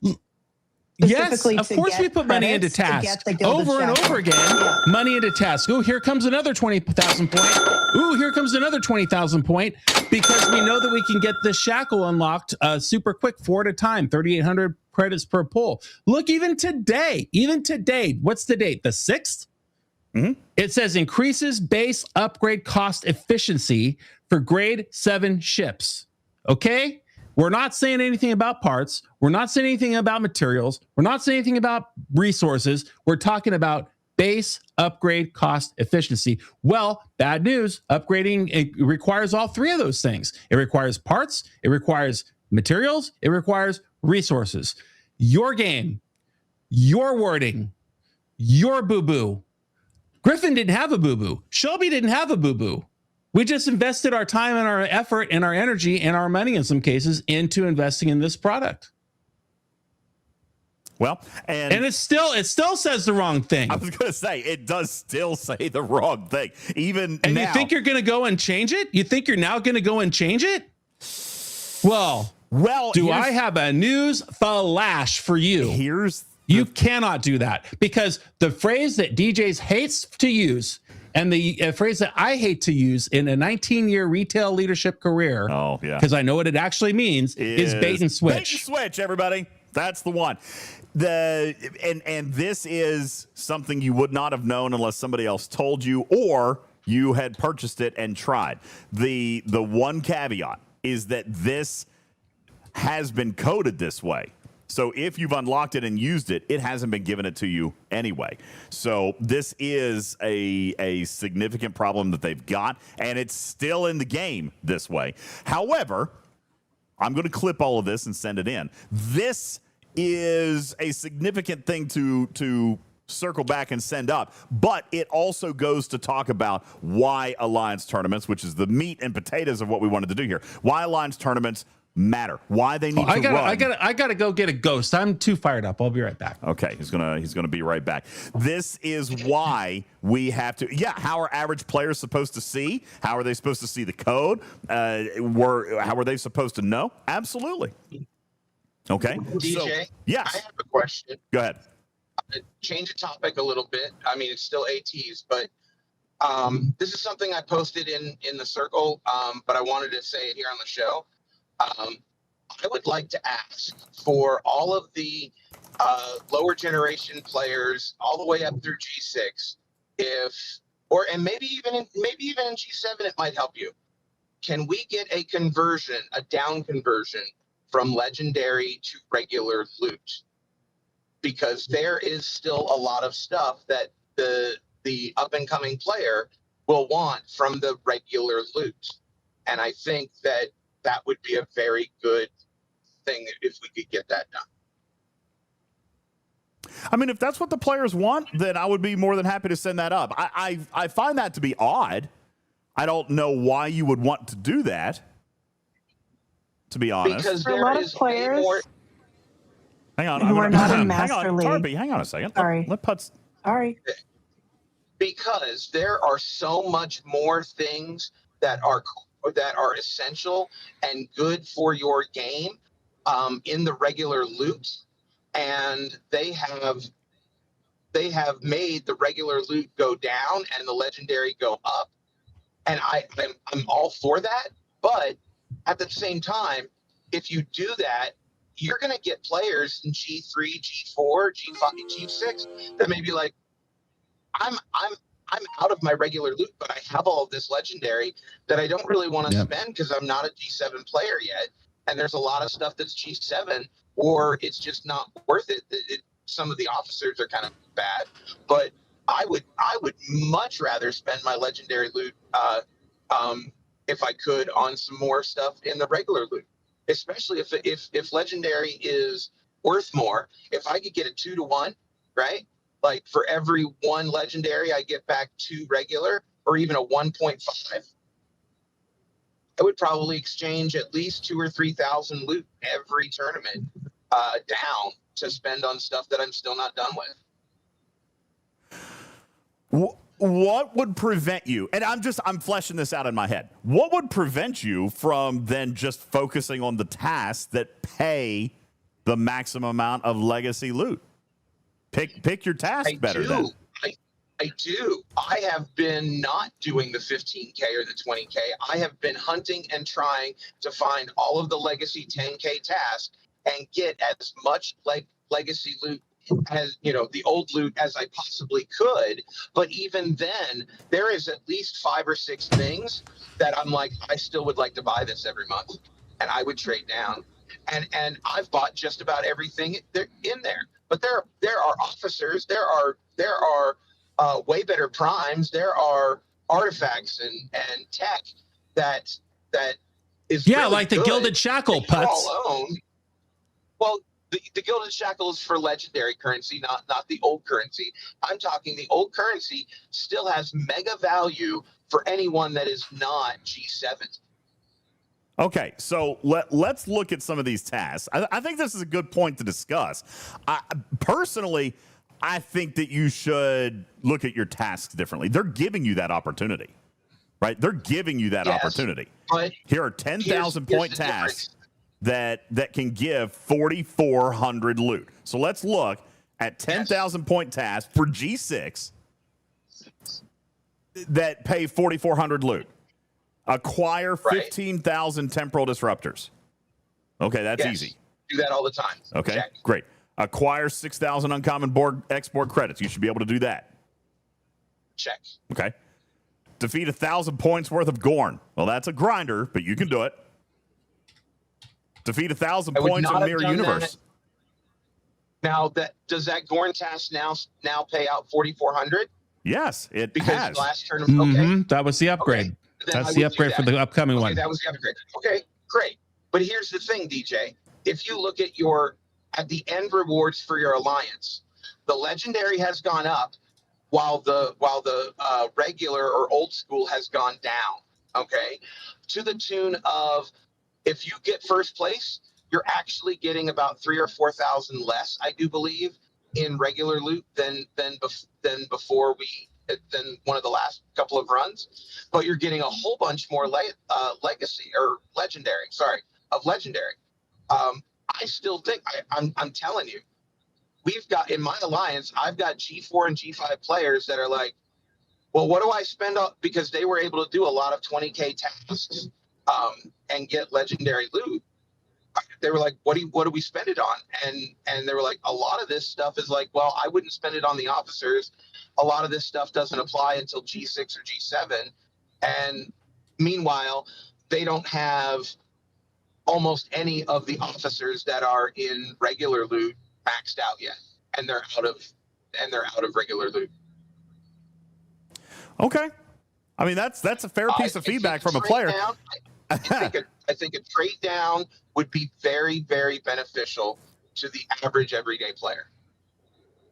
If you got a trade down, you know what it would be. It ain't going to be 2 to 1. I would take it. It would be 1 to 1 if you got it. If you got it, it would be 1 to 1. Okay. I would be okay with 1 to 1. I wouldn't be salty. But man, it would be really nice to be like 1.5 to 1. Yeah, that won't happen. Because they're not going to give you an advantage over somebody that's pushing for harder tasks. That's the whole point of the scaling task. You choose your reward. You get to choose your rewards here. You know? So absolutely.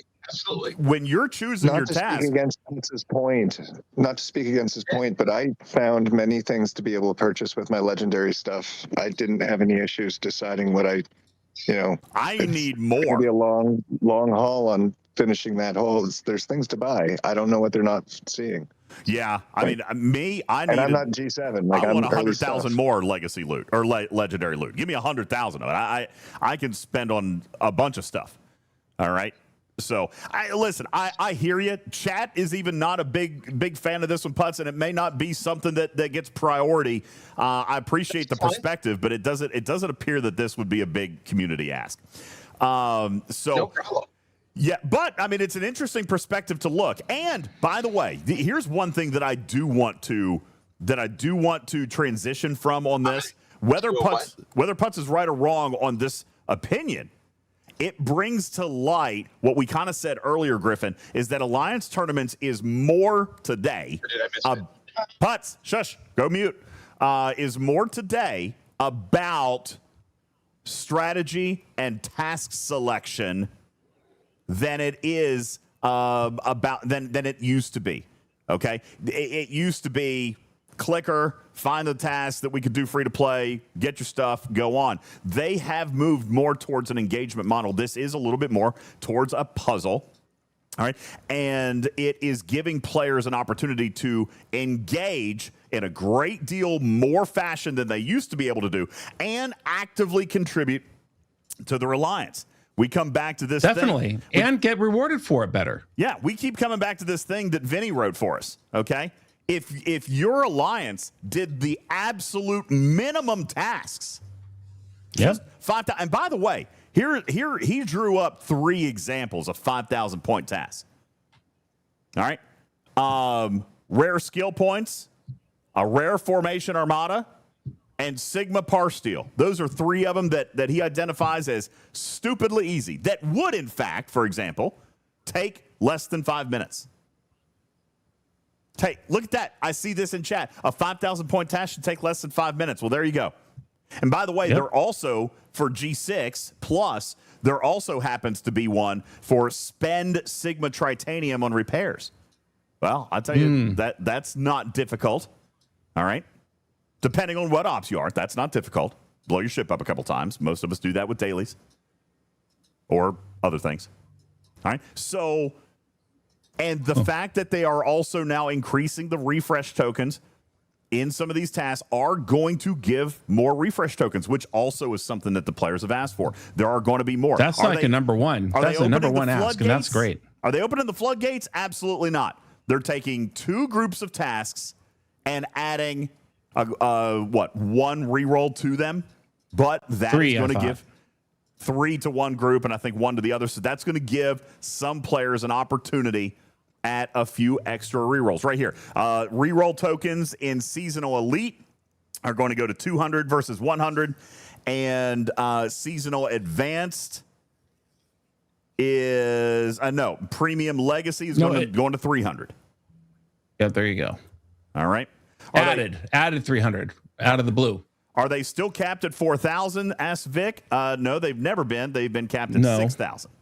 They are capped, but I'm pretty sure they're capped at 6,000. Let me double check that.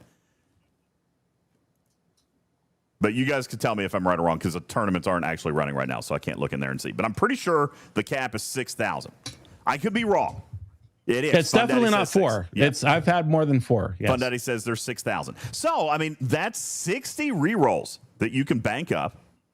You are earning 40 rerolls every single tournament, and now they've added a number of additional tasks that are going to give players the opportunity to earn potentially extra rerolls. As a matter of fact, let's just filter right here and see. I'm missing a filter. Here we go. Regular currency. We're going to select all. Let's see. How many total tasks offer reroll currency?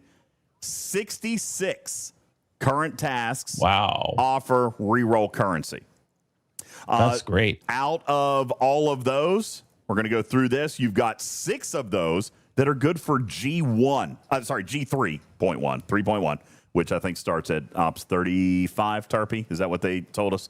Or 34? Can't remember if it's 34 or 35. So you've got G3 that can earn 100 reroll, a single reroll. Okay? And Divine says, like any cap, you can go over. Absolutely, you can. You absolutely can go over. You can play that game for sure. Certainly, that's exactly what I was doing. So for G3, you've got 6 that offer reroll currency. And that's in low G3. In high G3, you've got 6 that offer reroll currency. In G4, you have 5 that offer reroll currency. In G5, you have 13 tasks that offer reroll currency. G6 has 20 tasks that offer reroll currency. And lastly, G7 has 23 tasks that offer reroll currency. Now, players are also going to bring up the I'm looking for this task. I need more rerolls. I want to do this task. And that's where I'm going to encourage players to look at some of these 5,000 point tasks. If you look at some of the 5,000 point tasks, you're not going to need to do a lot of hoarding and still be good with your lines. Hey, the last tournament ended.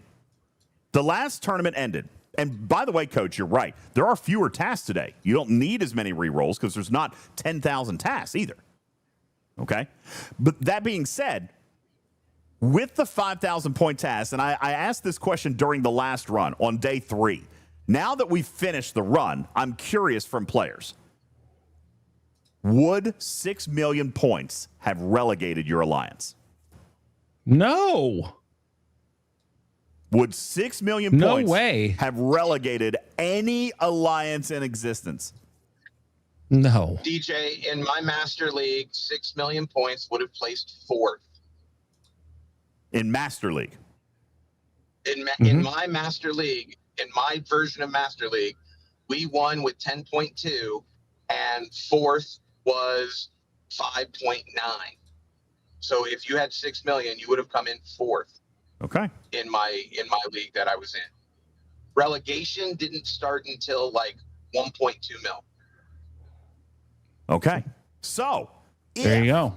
If players are worried about the tasks that they can do, then I'm going to take you back to maybe one of the best infographics we've literally ever seen. And I don't remember where I put it, but I'll bring it back up again. Thank you, Heretic Vinny, for one of the best infographics ever produced for Alliance tournaments. It is great. If everybody in your alliance does the bare minimum,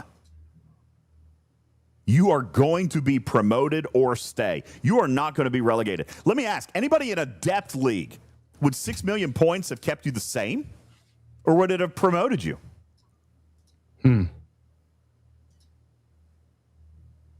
Let's go down to Expert League. Would 6 million points have held you the same? And Decix, no, this is not if your alliance is max members. This is 80 members. That's 80, not 102, not 105. Yeah. I mean, this is a regular level 40 alliance. Now, granted, this math is based on your alliance being active. Okay. 6 million Fisty says 6 million points is an advancement score in Expert League, placing first place. Silvertap says we got 3.2 million points in Expert League and won second place. Berlin says top place in Adept was 2.7 million. There you go. Havermeyer says, I don't think there's an alliance in the game where 80 people do 3 tasks every single day. I think you're right. Is that the problem? And by the way, I don't mean the problem. I don't mean it in that it's a design problem or even a player problem. We can all play. Look, you can see right now that everybody's in the same boat you are. Everybody's in the same boat that you are. This just shows what perfection looks like for 80 players. Yep. This looks exactly, like DJs. This is perfection for 80 players. But we just now saw Expert League, Master League. This would have gotten 4th place, so you're not getting relegated. Expert League, 3.2 million, second place. Adept League, 2.7 million, first place. It's pretty good. Expert, Berlin says the top expert globally, the top ranked alliance globally in Expert League was only 3.8 million points. And these are all free to play, right? We said? Every single one of these 5,000 point tasks can be accomplished free to play. Now, Pentox says 80 active players is overestimated. It doesn't matter. All right, it's just the math. Okay, make it 40 players. Make it 40 players. 3 million. 3 million. Guess what? 3 million was the 3.2 million was the global top score in what was that? Sorry, I just lost the chat. Expert or Adept? Here it is. Adept, I thought you said. Expert, global 3.8 million. Expert, wow. Global 3.8 million. And 40 players could score 3 million, which means that's crazy. 52 and a half players would get 4 million if they played. in this fashion. Count DeVille says 3 million is around mid-tier in Master League. And I think I saw that, Count DeVille. On our server, relegated alliances scored less than 2 million points. So, look here. And this, all of this, as Putz just pointed out a few minutes ago, is supporting the Alliance in a way that Alliance games never have. Because the Alliance leaderboard rewards are amped up in a way that they never have been before either. It's no longer about the tasks that focus on me engineering. Because doing 15, 10,000 point tasks before, that was great. It was good. We knew it wasn't going to last forever. Today, that's not the design. Today, the design is about Alliance points because a very large bulk, especially your legendary loot, is going to come from the Alliance rewards. So if you are having a significant struggle, Martok says 20 people in my Alliance did 15 tasks. Well, if I have always said that an Alliance is a group of like-minded players that support each other's play style. That is my definition of a model alliance. A group of like-minded players that support each other's play style. Martok, if you are one of the people who do 15 tasks to perfection and it irritates you that only 20 other people have, are you guys like-minded? Now, I'm not going to say leave your alliance because I know what alliances mean in this game. I know the friendships. No. I know the relationships. Boot the lazy ones. Boot the lazy ones and merge with the better alliance. That's what I would do. But I also understand the community element. I understand the community element of this game. I do. Hey, DJ. But if you extrapolate this out for a couple of months, if we are running alliance tournaments on a every other week basis, and you're going to deplete everyone's stock of all the things that they had saved up, the 5,000 point task will become your bread and butter. Yes. And instead of first place being 10, 11, 12 million, maybe first place now is 7, 8 million. Yep. And it will condense the leaderboard, the Alliance leaderboard, to where, not scoring, 2 or 3 5,000 point tasks may be the difference between second and third, right? Instead of, we beat them by 200,000, 300,000. Now it's going to be condensed if they keep this up. So it's going to be more competitive. So, Coach, crazy enough, I don't think Putz is wrong on that. All right. Players will actually spend less on this. This is the same concept of the new coda happening every single week. You're diluting the leaderboard. All right, you're diluting the leaderboard, which means leaderboard prices natively come down. Riskbreaker, he's not actually wrong on that. Leaderboard prices come down the more leaderboards there are. Even IJ says players get burned out. Well, that's because you don't do all of them, right? But IJ, let me ask you, if you had a task, if even you, IJ, super whale, if you had a task to repair your ships with 5,000 tritanium, I mean, is that not something that you could click on? I mean, could you click that for 5 seconds and get 5,000 points for your alliance? Because there's a task for that. Repair your ships. I bet that a lot of people haven't even gone through all the 5,000 point tasks to know what they actually are. Because nobody has been paying attention to the 5,000 point task, because we have been trained in this model of STFC to not look at the bare minimum. You see? So if we're looking at an opportunity to support the alliance in an alliance tournament now, well, that's kind of crazy. Sherlock says, wait, there's 5,000 point tasks? You betcha. Okay? You betcha. IJ says, we want to win, so we compete. Members will still get burned out. Then ease the pressure a little bit. Why do we have to do 20,000 point tasks all the time? You want to win, that's great. But what would it say?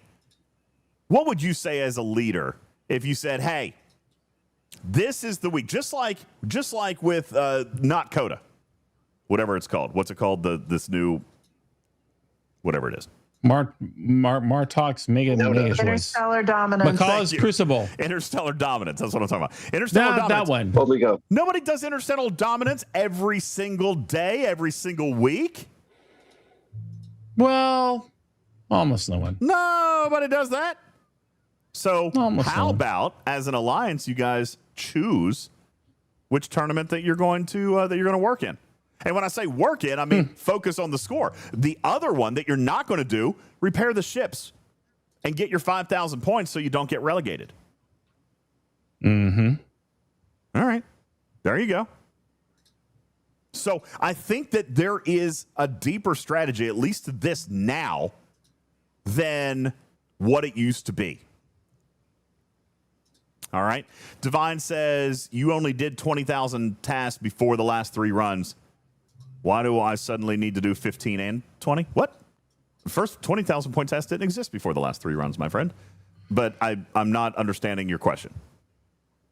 However, when you're talking about the alliance piece of this alliance games, I think it's a pretty big deal. I think it's a pretty big, important thing for us to look at. And if we're going to look at these 5,000 point tasks, there's 120 of them. Let's look at a few of them here, Griffin. Yep. Why am I still green? I'm not mad. Okay, sorry, I'll turn it off. Let's take a look at a couple of these 5,000 point tasks. Okay, let's look at it. Hey, somebody give me an ops level, because we could look at G2, we could look at G7. Common players G5, right? Don't we know that the biggest population of the game lives in G5? Can we do that? Yep. Biggest population of the game lives 56. in G5. 56. 56. Okay, great. All right, let's take a look at 5,000 point tasks. There are 22 of them. Spend 750 uncommon commander skill points. All right, let's talk about how easy that is, everybody. Do we know what that task is? Uncommon skill points. By the way, he's back. What, did I drop again? I had Griffin the whole time there. I had Griffin the whole time on that one. Black screen on Twitch. No, you were. Yeah. Oh, did I lose again?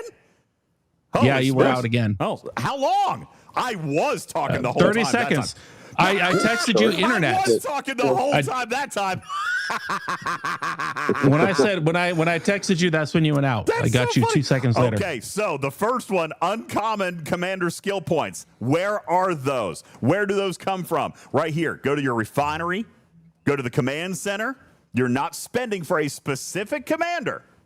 You don't need any fleet commanders to make this work. You know what you need to do? You need to go in. You need to spend your uncommon skill points, which, by the way, come from the Titan A. Mm-hmm. Okay? You've got a lot of them. You got a lot of them. And they're very easy to earn. So right there, that's a G5 and a G6, by the way. And it's a G4 and a G3. It goes all the way down. Okay? Super easy. Okay, points doesn't hardly pay any loot. It's 275 legacy loot, no legendary, no reroll. Who cares? Easy peasy. Mm-hmm. Okay, 750 uncommon commander skill points. Easy, risk breaker. Next, spend 7,000 galactic recruit tokens. Well, that's not a gimme. Okay, but people can do that. Okay, that's not a gimme, but people can. Let's take a look at our Galactic Recruit chest. Galactic Recruits. And by the way, you can, if you really, really wanted that task, which I'm not going to recommend that you do, you could spend your oopsie currency on Galactic tokens, but that's a terrible idea, so don't actually do that. But if I'm going to spend Galactic Recruit tokens, I got to spend 7,000 of them. How many are you guys holding on to? I've got 60,000. Sorry. 60,000. Yeah, I was going to say, what? Yeah. You spent them down. Spending 7,000 is easy with Pioneer's Crest, says Divine. Look at your Priority 1 ATAs, which, by the way, open up at Ops 26. All right, what else we got? Spend 5,000 independent archive schematics. Okay, that could be a little bit tougher. Oh, here you go. By the way, this is all the way up through G6. Spend 4,000 Ultra Recruit tokens. What? Hold on. For what? Blast from the past. What? 4,000 Ultra Recruit tokens? Oh God, I don't know if I can do that. Pull. That's 1 5 pull. Can I actually do that? An Ultra Recruit, 1 5 pull. Yeah. Now, funny enough, I actually don't have very many of these. I've only got 14,000, but I actually pulled. Gray Saber says back to hoarding. Do you need to hoard to get 4,000? No, you don't need to hoard. No, you can buy them with your Alliance credits in the Alliance tournament store. You can in the Alliance store, not even the tournament store. The Alliance store, you can do that. Yeah, the Alliance store. Okay. Oh man. Another idea here is to look at the task list, and they've been telling us what's changing relatively frequently recently, and say, okay, I want to keep 4,000 Ultra Recruit tokens. I can go down to that, and then I can do that task once per tournament. I can do the materials task 3 times per tournament as a free to play. I can do XYZ things this number of times. Hey, Tarpy, run me some quick math on this super quick if you can. I didn't mean to interrupt, but OSU has 854,000 Ultra Recruits. How many times could he run that task? Too many. All right, that's my point. The 5,000 point tasks are easy. Now, guys, we're not used to looking at them because we always went straight to the bottom. But, guys, there's value in Group 1 and 2 now. There is. Spend 250 artifact gallery schematics. Maybe possibly not realistic. Not multiple times anyway. Maybe possible you could do it once. Maybe. Maybe possibly. Oh, whoa! Spend 200 uncommon FKR Armada directives. Oh, that's dumb. Really? Spend 200 uncommon FKR directives. Well, listen, if we need to go back 5 years, and remind you guys of how many uncommon FKR directives are sourced in the game, free to play every single week, we can tell you it is now up to about 1,600 to 1,700 per week, still going. Okay? Mm-hmm. IJ. Oh, no. IJ, this one may not be for you, buddy. Spend 200 Sigma Dill. 56? Or are we just looking at that is G6 5,000 point task? That's a 5,000 point task for G6 and G7. G7 has a task for spending 200 Sigma Dill. I'd rather die. Webster, I know it's not 56, but I opened up all of them because some of them were all over the place. I didn't want to not see the 200 FKR. Okay, so this is for everybody. I decided to scrap the 56 thing. Spend 200 Sigma Dill. Oh my God. Here's one for G3 all the way through G7. Spend 200 rare formation Armada directives. Man, I wonder how many of those I've got. Rare formation Armada directives. And I don't even pull a lot of the stuff out of the Voyager store anymore. Let's see. Where do I go? Items. Oh, you don't get those out of the Voyager store anyway. Oh, so good. You're safe. Well, I thought you got it from like the Arctic stuff. Rare formation. Well, I must be in the wrong tab. Is it in other? Nope. Materials, other, resources. Where is it? Formation. The rare formation Search for formation. come from your weekly chests, by the way. Oh, please. They're in dailies. Okay, there you go. Oh, he has to do his dailies to get his weekly chest. I'll get So that's the problem. You have 0. It doesn't even show up in your inventory. I don't have it. Goose egg. Okay. 200 rare formation You Armada have to directives. change the tab. Yeah. All right. Like it'll still hold the search, but you have to go to the different tab to look for that thing in that tab. I thought I just did that. He doesn't have any. He doesn't do weekly tasks. How do you not have any of them? Here we go. Rare formation Anyway, Armada. continue moving. I found it. Rare formation Armada directives. 36,000. Oh, wow. So this is why, even from the last Alliance tournament, I was like, okay, guys, if you're burnt out and you don't want to do any tasks, these are super easy. You can set, for most players, You can send a ship to the lowest level rare formation armada. Probably you could send a Nova and it won't explode like my one ship in the playtest.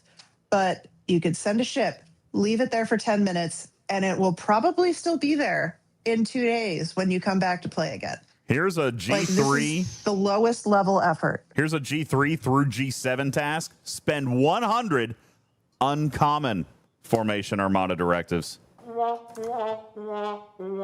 funny enough, I have way fewer uncommons than I do of the rares. Is that because of my prime start? It is, isn't it? That's right. I the think uncommons come from my dailies and the rares come from my prime start. Well, I think we've made our point. There are plenty of tasks at the 5,000 level that you can certainly do 3 a day, 5 days a week, and be okay. Oh, no.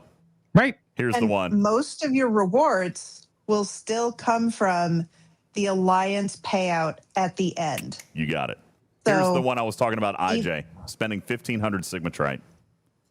So I don't know if I got that. Yeah, 1,500 Sigmatrite. And by the way, there's dozens more. Dozens more. So dozens. Take a look. This has changed. It has changed. And there are ways to do it now that support the Alliance without burning yourself out. And I totally get it. We are used to the old school mindset. But it is time to look at this in through a different lens and realize what this is about. The rewards, the legendary currency, the new store items, they come from the Alliance leaderboard, which is ironically appropriate given the fact that it's called Alliance tournaments. All right. I think that's a great place to take an ad break. That is a great place to take an ad break. As a matter of fact, I'm pretty sure some of our listeners are already in the ad break. So we're going to do this one on the podcast as well. We're going to take a very quick break. And when we return, Makala's Crucible, Legos, and so much more. We're going to be right back right after these words. Please don't go anywhere. My name is UltimatDJz for Griffin, Tarpy Matters, Putz Karkin, and all the rest of the gang. This is Talking Trek, Star Trek Fleet Command's official podcast. We'll be right back right after these words.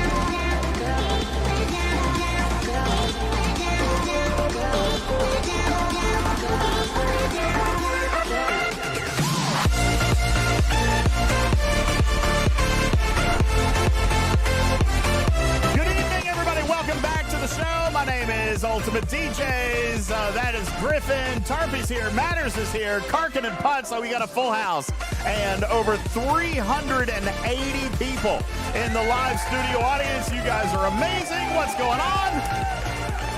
Thank you so very much for being here. You guys are awesome, and I appreciate every single one of you. I am your host, UltimatDJz, here for Star Trek Fleet Command's official podcast. We've been talking about Alliance tournaments, and during the commercial break, Griffin, there was a comment in the chat that said, our league is actually super competitive. We have to do the 15 to 20,000 point task to avoid relegation. So I have a quick question. Pental, Pentoxu, what is your Alliance tag? Because we also have this amazing tool, all right? And this, by the way, is from our friend over at STFC.Statistics, STFC.PRO. This is Chronox. Brilliant guy. Such a brilliant guy. The smartest guy, all right? Thank you, Foxtrot, for dropping some kitty bitties. I appreciate that very much. Thank you. We've got this amazing website from STFC.PRO. And this website, Griffin, allows us to examine our landscape. Okay? This allows us to examine our landscape. So this is going to tell us a little bit about our situation here. We're in the master. So here we go. Pentox says NGO. European League 7. So you were in bracket number 2. So we're going to take a look at bracket number 2. And we're going to take NGO filter out here. And we're going to take a look at the top alliances in bracket number 2 on the EU server. Here we go. So what we've got here are a number of alliances, 140 different alliances globally. Okay, globally that worked in this. Now, we're also going to take a look at NGO. NGO is in Master League. So now we've got 21 alliances. And this, by the way, makes sense. This is how you filter it down. Okay, bracket number, league number, and region number. Okay, so if we take a look at NGO, B-I-N-G-O, here we go. NGO. New Galaxy Order, European server. Is this correct? 71 out of 104 members. Is this you guys? Or is there a different NGO? You're saying you're in bracket 7. All right. Well, we're going to come back to that here in just a second. We're going to take a look. Let's take a look at the alliance rankings within this bracket. All right. 21 tournaments. And by the way, if you're in podcast, I'll never go offline. Okay, so we're in the wrong bracket. You say you're in bracket 7. Let's try to find you. There you go. NGO, never go offline. Thank you. Sorry, I was looking at the wrong one. All right, so let's take a look at your bracket here. This is bracket number 7, European. And for those of you in podcast form, we're finding this information at STFC.PRO. We're going up and we're clicking on events and we're clicking on tournaments. And this is where you can find yourself and take a look at your landscape. You can filter by your region, your rank, as far as your league, that is. And then once you find your own alliance tag, you can find your bracket number. Then you can filter by bracket and you can see what the scores were for the last run of Alliance tournaments. Now, he says that his bracket is pretty competitive, and I would agree with that. First place was 10.2 million points. That's big. 10.2 million points. All right. However, relegation would have come right around 3 to 3.5 million points. So, Griffin, to my point earlier, where I said 3 million points wouldn't relegate anybody, I'm actually going to have to take it back because Pentox is telling me that right here, 3 million points in all likelihood would have relegated him, and I agree. In this league, this is an impressive league. Okay, it's an impressive league. However, I'm going to point out that your alliance, Pentox, NGO, has 33 members, and you're in Master League. Now, first of all, you should be very proud of yourselves. You should be very proud of yourselves.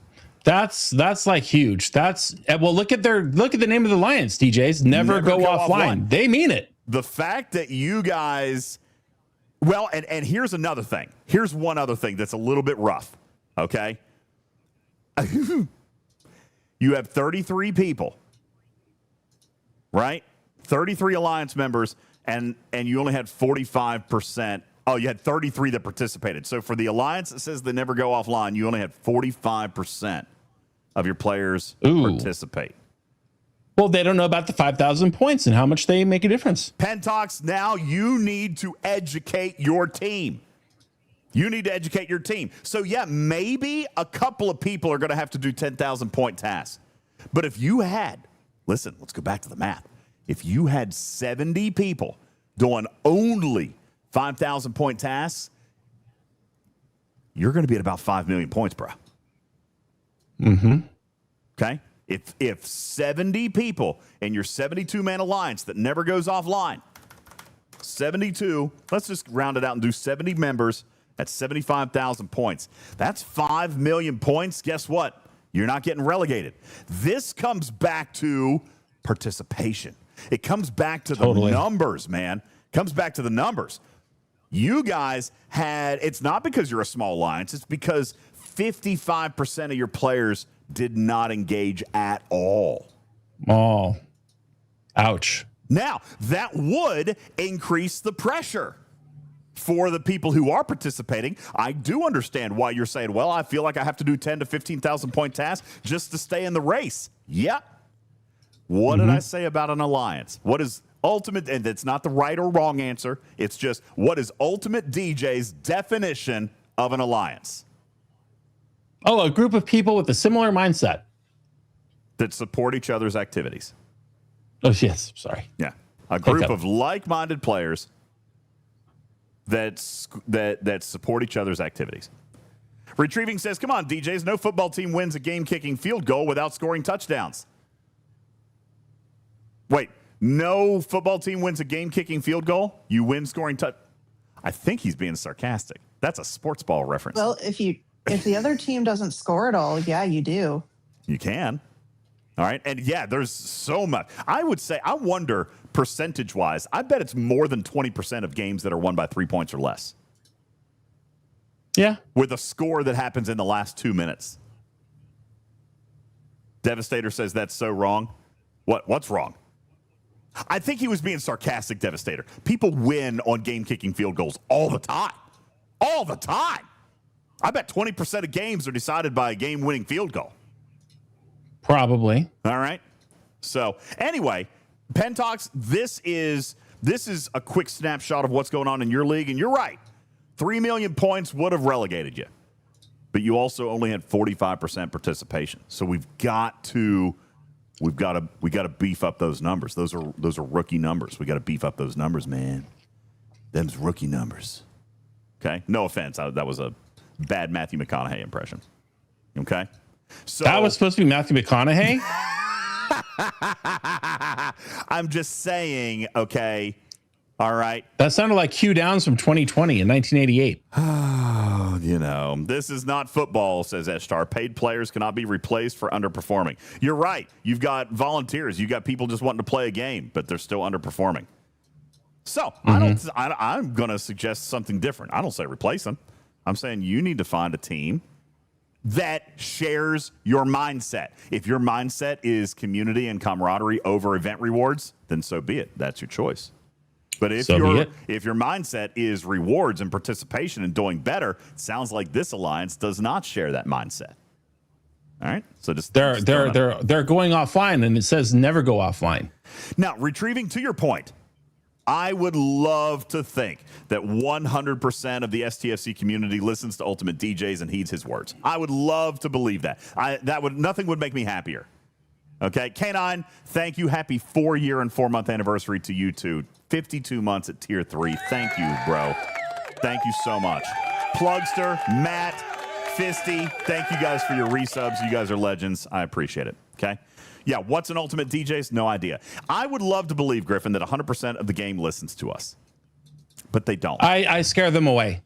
All right. We have probably, 2 to 3% of the game that listens to us? Maybe 5% on a good day. Our total audience across all mediums is about 12,000 people. So what is that? It's actually about 5%. We got 5% of the players who touch our content at least once a month. All right. Yep. Retrieving, that means not everybody is going to do just the 5,000 point task. I'm giving the 5% that listen to this content, that are engaged with our community, an opportunity or a strategy to try and see if it works. Because I think that if you go out and you do this strategy, you win. Mm-hmm. You win. Plain and simple. You definitely don't lose. You definitely don't lose. Okay. And right here's the proof. Give me another bracket. Let's look at my server. I don't even know what bracket number I am in. What's our alliance name? That's a surprise to nobody. What game is this? What do I do? Where's the Millennium Falcon? Hang on. We change our name a lot. I'm searching AI and I don't see it. We change our name so much. All right. I don't even know. All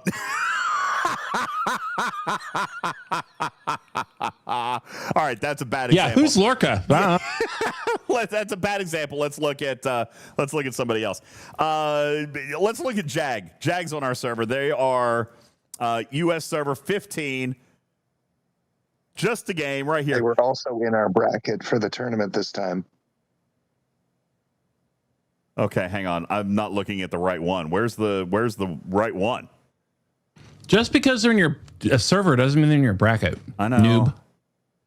I know. No, they were this time though. Yeah. Server 705. That's not the right one. Huh.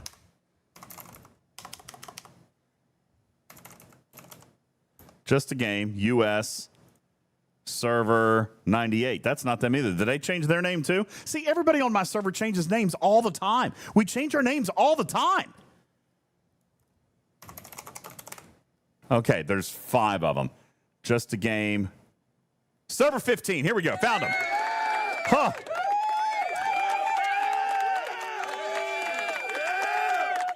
That's insane, IJ. Now, you want to look at something ridiculous right here. This is why I love my server. I do love my server. Bracket 5, Master League. Here we go. Jag on server 15 was the #1 ranking alliance in the entire galaxy at 15.1 million points. What? Griffin. It's pretty good. Yeah, that's wild. But also, let's check them out. 99 out of 103 participating at 96.1%. Now, they do have big spenders, Alpaca, but you want to know something?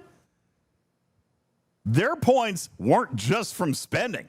They had 96% participation. I wonder if anybody else in the game. You know what? I'm not putting them on a pedestal. Let's look at all brackets in all leagues. Did anybody have better than a 96% participation in an alliance that had, I don't know, more than 4 players? Let's go down. Because look, we've got a bunch of 100s here with like 2 and 3 and 4 members. We're never going to find it. All right, well, that's not something I can filter for. But that's pretty impressive. That's very impressive. Well done, guys. Point is that they had the participation. They weren't getting relegated. They weren't going to get relegated. Anyway, all right, that's enough. That's enough on that. Like I said, I just wanted to share that. I know we were going to switch over after the commercial break, Griffin, but I saw that chat, and I wanted an opportunity to promote Chronox's website. Are you drinking a Ghost Yoo-Hoo right now? You drinking a? I'm trying to. Okay, show me about that. I haven't even opened it yet. All right, you're. Well, DJ, this is not a Ghost Energy. This is a Ghost protein drink. And you know they're the king of collaborations, right? Sure. Oh, that sounds great. Sounds good. So let's see if this, in fact, does taste like a Yoo-Hoo, even though it only has 3 carbs, not net carbs, 3 total carbs. Oh, nice. 120 calories and 25 grams of protein. 25 grams of protein? See, now that, I could probably actually still have that. Oh. Caladon. That is a Yoo-Hoo. This is an actual Yoo-Hoo. Yoo-Hoo. This is delicious. You should be able to get it nationwide at Walmart as early as this week. These were sent to me especially. Voltron says, does Ghost sponsor the stream? If they do, I don't see it. No, Ghost doesn't sponsor the stream. Uh-huh. I just happen to like Ghost Energy. And let me tell you, this is no exception to that. This Ghost Yoo-Hoo is another 10 out of 10 home run with only 3 carbs in a can and 25 grams of protein. You can't go wrong. Ghost has hit it out of the park yet again. And they're about to go back to back because the A&W Root Beer Energy launches next week. So it is not too late for you to secure a can for free by downloading the Ghost app and registering for your free can of Ghost Energy. You have until 1 p.m. Eastern tomorrow to give that entry a whirl. How about that? You're giving away free Ghost. Is that what you're doing right now? I'm giving away nothing other than good advice. If you like Welch's Grape Ghost Energy, my God, and you've always wondered what an A&W would taste like, well, let me tell you, the Yoo-Hoo tastes like frickin' Yoo-Hoo. So if you like chocolate milk and you like to eat healthy foods, gain muscle and lose weight, get this. And if you want to have like a root beer float next week, DJs, put a little ice cream in there. Woo, with that A&W energy drink, you can have an energy drink root beer float. I mean, it's a no-brainer to me. Why? My goodness gracious. Who wouldn't buy that for $3? All right. Thank you, Griffin. Appreciate that very much. Back to you, DJs. Thanks. Oh, my God. That's hilarious. Okay. So, where was I? We were going to get off of the live tournaments. Not you, DJs. You've had lumps in your leg. Your doctor says no ghost for you. Yeah, I can't put it down. I can't drink any more ghost right now. Okay. Not right now. Yeah, can't be bothered to elevate your leg, but let's completely cut off probably the one healthy thing that you're doing for yourself, which is drinking Ghost instead of Coke Zero after Coke Zero after Coke Zero. You're poisoning yourself with the carcinogens that Atlanta Evil Corporation puts in their beverages. I am drinking good old-fashioned high-quality H2O. That remains to be seen. As a chemist, thank you for this. Do you really want to start in on the stuff that's in those drinks? It's all I will go toe to toe. Yes, I'm not talking about Monster. I'm not talking about Red Bull. I'm talking about clean, beautiful Ghost energy and how that compares to, say, a soda. God. But anyway, I digress. We can talk about that on my podcast. I'll sit in the Dr. Pepper soda section and defend the crap out of that. There you go. Well, I've got great news for you, Karkin. Even you can be a winner in this argument because Dr. Pepper Ghost is in fact coming in Q1 2027, probably January. Ooh, that's exciting. Okay, Tarpy, anything to win me over to that side? Nothing? Okay. Griffin, I'm in. Okay, yeah. Case closed. And there we go.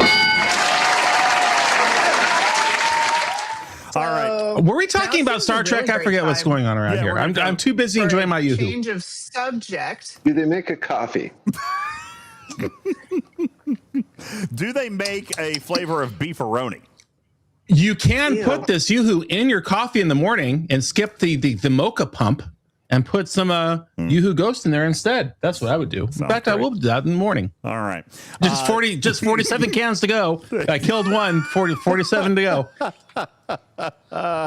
That's true, Alex. They do put protein in Pop-Tarts. All right. I mean, you can get protein anywhere. You can get protein in a vat of now butter. You're comparing a Pop-Tart to Ghost protein. I love Ghost Energy. Now, I've never had Ghost protein. Maybe perhaps if they would send me some for me to try, I would be more than willing to give it a shot. But, I don't have any. So, well, you haven't asked nicely. Makala's Crucible. Drastic left turn in subject. Yeah, thank you. Yeah. Makala's Crucible has returned. We talked about the math on this in the lab Tuesday night. And, of course, we do have the spreadsheet, right, Tarpy? Makala's Crucible is very much like it used to be with task refreshes, just like here with Alliance Tournaments, a refreshed set of scores. And much like the original run, you don't have to do everything, but you're going to have to do some. And I actually saw our good friend Sandra, by the way, vote for Sandra for player council.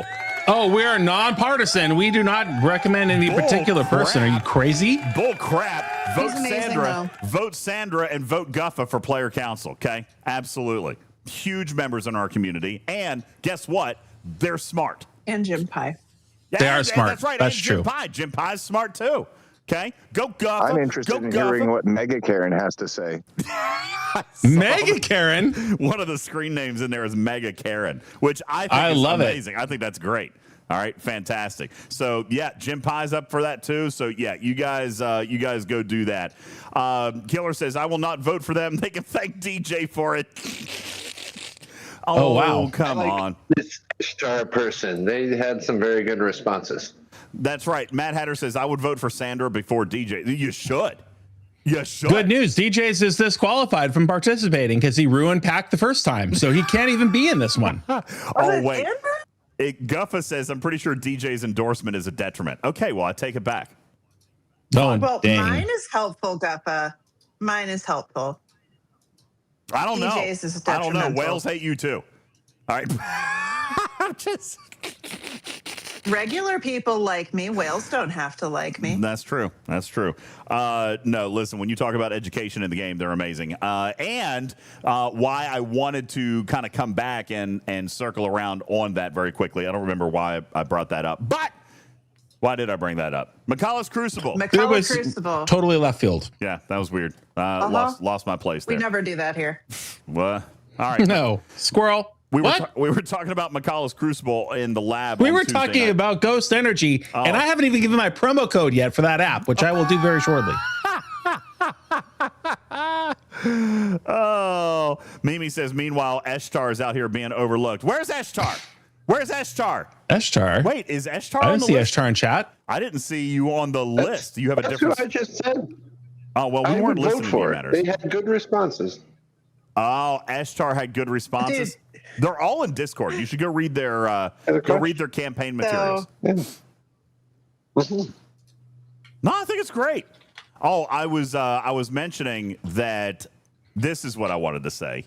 This is how I got on. Moopsy says, at least I'm honest about my shilling. That's a good one. Listen, here's why I veered off on that quick little exit was because I mentioned Sandra, who, by the way, took one of the best teachings this past week from Tarpy on Tuesday and said, you know what? This is absolutely right. And I've seen her in the Discord. I've seen her sharing this information because it's absolutely the right information. It's absolutely the right information, which is exactly this, Sandra. This event is not meant for completion. Ooh, I hate that. Yes, it is. No. Sandra. No. This event is made to solve a puzzle. This event is made for you to map out your progression for the entire month and decide what it is that you want to do. Will you get rewarded more for doing it all, Griffin? Yes. But Is it worth it? is it worth it? Maybe, maybe not. Okay. But Says the quitter. you also get to determine what you get out of it. You can determine the effort that you're going to put in for the rewards that you want to get out. Coach says, I'm going to complete it. Andy, it's no. It's not just about the 10 shards. You do have 10 shards at the top. Yes. Okay. You do have 10 shards at the top, but it's not just about the 10 shards.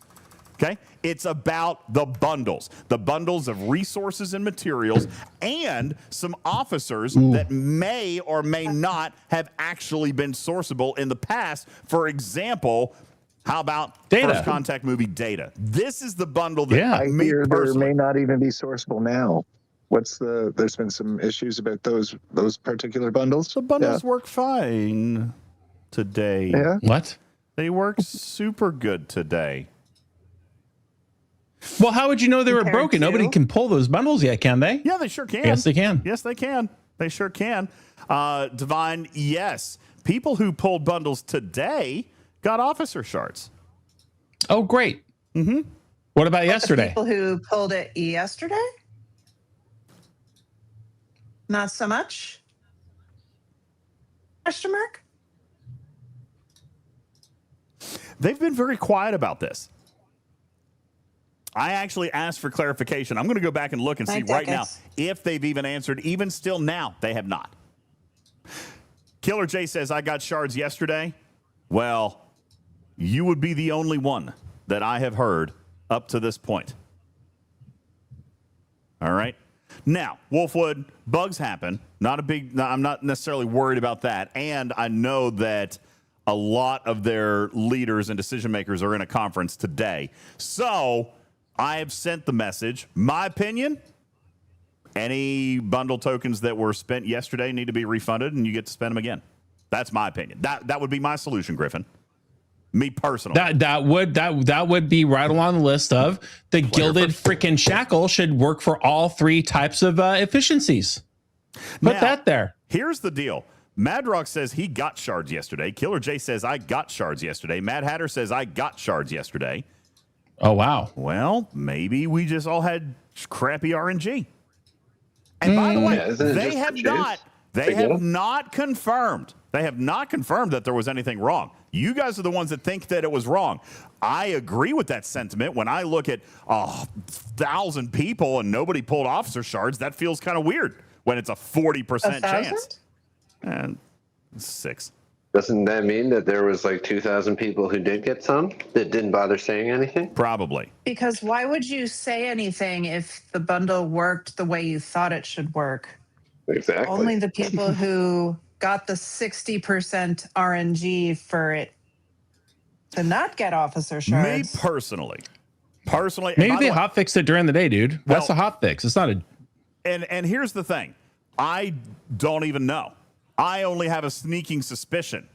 Andy pulled 15 shards yesterday, or pulled 15 bundles yesterday and didn't get a single shard. You know what the mathematical odds are on that? At 40%? Putz? Putz, what are the mathematical odds that you pulled 14 bundles and got 0 shards when there's a 40% chance? Now, by the way, Man, I'm not doing that math. It is really freaking low to not get a single shard. me personally, 6 or 7? I would say Legit. I feel like there was a problem yesterday. They have not confirmed a problem. And now you're seeing in chat players that it said that they were able to get shards yesterday. So maybe maybe it wasn't broken, but it did feel weird yesterday. However, today, people are getting shards. People are getting shards today. Shelby has answered that it's So- 0.4 to the 15th power. And meanwhile, Griffin can't even define what a ratio is yesterday in chat. Habermeyer says that it is a 0.047% chance. Ooh. Point That's 0.047% that you would have 1/15 gotten of an 1%. officer in the shard. wrong spot. So That's an easy mistake. well, listen. This is, let me be very clear. Here's my disclaimer. I am not saying that there was anything wrong with it. I'm not saying that it was definitely broken. I'm saying that I have a sneaking suspicion that something wasn't right yesterday. All right. So it just didn't feel right. But you're right, Blade. He says, I thought we don't do feelings on math. Okay. Never mind. We don't do feelings on that. At the same time, if you need 1,500 shards to max an officer, I mean, is even 1% of a chance acceptable for these things? Come on. Yeah, I think there's no disagreement in the fact that the bundles aren't very good. Like, this event is one of the best events historically. People have loved it every time it has been run. But this time, the rewards seem a lot stingier Well, from those bundles It's than they because- were prior. it's because there's no resources and materials like there always has been. And because to me, because they duplicated what was in 2 sets of those bundles, like that decreases my choice. If between 2 of the bundles, I have to choose Maverick credits. Well, so let's talk about the odds in these bundles. Not necessarily the odds, but what you get. Because there is a little bit of something that we're not seeing. And I don't know why they do this, because again, you know what? We actually had this conversation, Griffin, when we were in San Diego. Do you remember when we were talking to Connor and he said, I would like for bundles to look better so that they're more enticing. When we were talking about multiphasics, he said, I would rather pay less multiphasics, but more materials in the bundle so that they feel rewarding. He said that, right? Absolutely. Yes. You take a look at the bundle, for example, that has First Contact movie data in it. All right. It's got only 55 class honors, 15 parts for your dive bar, 40 parts for your signal observatory. That looks... And those are all chance. Ooh, they do say chance. So let's read the chances. Each redeem is going to guarantee 3 rolls. We like that. Okay. And this is... I mathematically, I understand why they do it. But... you guys look at the bundle and you say, well, that's crap. But you're actually getting 3 rolls.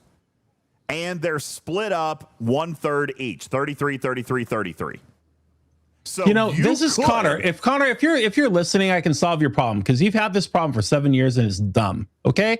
Stop hiding rolls in pulls. If you want to do 3 rolls of something, just say there are 3 pulls and do 1 each. That's way people know that they're getting 3 rolls of something instead of diving into a sub menu and, oh, maybe I'll determine I'm getting 3 rolls of this or 2 rolls of that. I do not understand why we do things that way. It is weird. There has to be a mathematical reason why they split this up. Maybe it's because they didn't want all people. Well, no, Bud Knight. Here's the deal: 3 rolls does make a difference because now you could potentially get 110 class honors or 165 class honors. That is a better reward. That's for a single chest pull. That is a better reward. All right. So these. Why doesn't it say 3 rolls, 15 rolls, 30 rolls? I mean, come on. Well, I mean, you want it to look better, make it look better. That's a pretty simple way of making it look better. Well, I don't disagree, except what they've done here is here's why. The officer redeem only has one shot, a 40% chance of getting an epic officer shard. So each redeem has 3 rolls of parts, but has one chance at 40% of receiving an officer shard from Data, Nog, or Ilea. The odds aren't there, but I think they told us that it was 33% on those as well. Now, Andy, you say, oh my God, 1 shard, but that's not the point. The point is 1 bundle gives you a 40% chance at 1 officer shard. But what they do is they give you 3 rolls of the building. 3 rolls of the building. It's 1,500 shards to max these officers, you guys. Come on. Just come on. Why give me 3 rolls of those 3 things, but then only 1 chance at the officers? It's 1,500 shards to max an officer. Again, that's the way it's always been, Griffin. That's, you should know that math by now. How about we make it just a little bit better and a little bit more compelling to engage in? Like, it's just those little things that just don't feel good. It's a sour grape in the mouth. Why can't we just have, I'm not mad. You don't have to make me green. Why can't we just have an equal chance of those officers as well? That way you could put, instead of 1 redeem, you could put 3 rolls at the bottom, or instead of 5 redeems, you could put 15 rolls at the bottom. And gosh darn forbid that we get a little bit better chance of getting one of the 1,500 shards we need to max these officers out. I mean, really? So you can't. DJs can't make me green, and I'm actually going to agree here because, my whole thing with the math is showing you don't have to do all of the tasks to get extra stuff. And you know what? A lot of the tasks we have to do are things we need to do this week anyway. So go do your Vidra dailies, you get some more stuff. Great. Not going to complain. But some of these tasks are pretty hefty. And yeah, I don't have to do them, but it doesn't necessarily feel like the effort to go grind 250 Vidras is necessarily worth the effort when I get a 40% chance per roll at one of these officers. And I get, now that some of these buildings are in the 30s, 40s, and 50s, getting 3 rolls at these parts is not necessarily helping my progress that much. And I don't know about that. But look, I know you're about to say more is more, and I agree there. But what I'm saying is the combination of all of the extra work they're wanting us to do, plus what feels like, and feelings are bad, what feels like anemic pulls this time is making what was one of the best events that has been out go to something that's just kind of lackluster. And Divine, I have much better things to put my Dauntless towards, like getting 15-hour speed ups out of the MU. But it doesn't have to be fully dedicated to that. Again, just like we talked about with Alliance tasks, you could take 1 day not using your Dauntless to do that to knock out this task. All right. I am personally going to agree with Guffa on this one, which he may not want me to do. But look, yeah, it's a free event. More is more. And your math said just to finish the SMS, just not finish all the things, but just to finish the SMS was going to get us 64 pulls, which mathematically at 40% should get us what? 20 to 25 epic shards? Ballpark. Ideally, but based on average. yeah. We always do our math here based on average. So if we get 64 pulls, mathematically, we should walk with 25 epic officer shards. You know what could have made me happier too? If they would have put a guaranteed, here's some trite, parsteel, and dilithium in each one of those bundles. Doesn't have to be lat, doesn't have to be some of this other stuff. Well, now we're talking, because we all want resources and materials.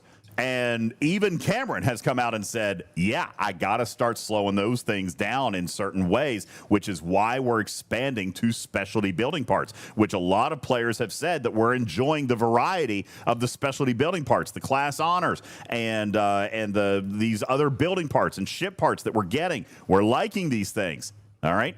So you know, again, I'm agreeing with you that the more is more, and I said all of the things that you're going through, doing your dailies.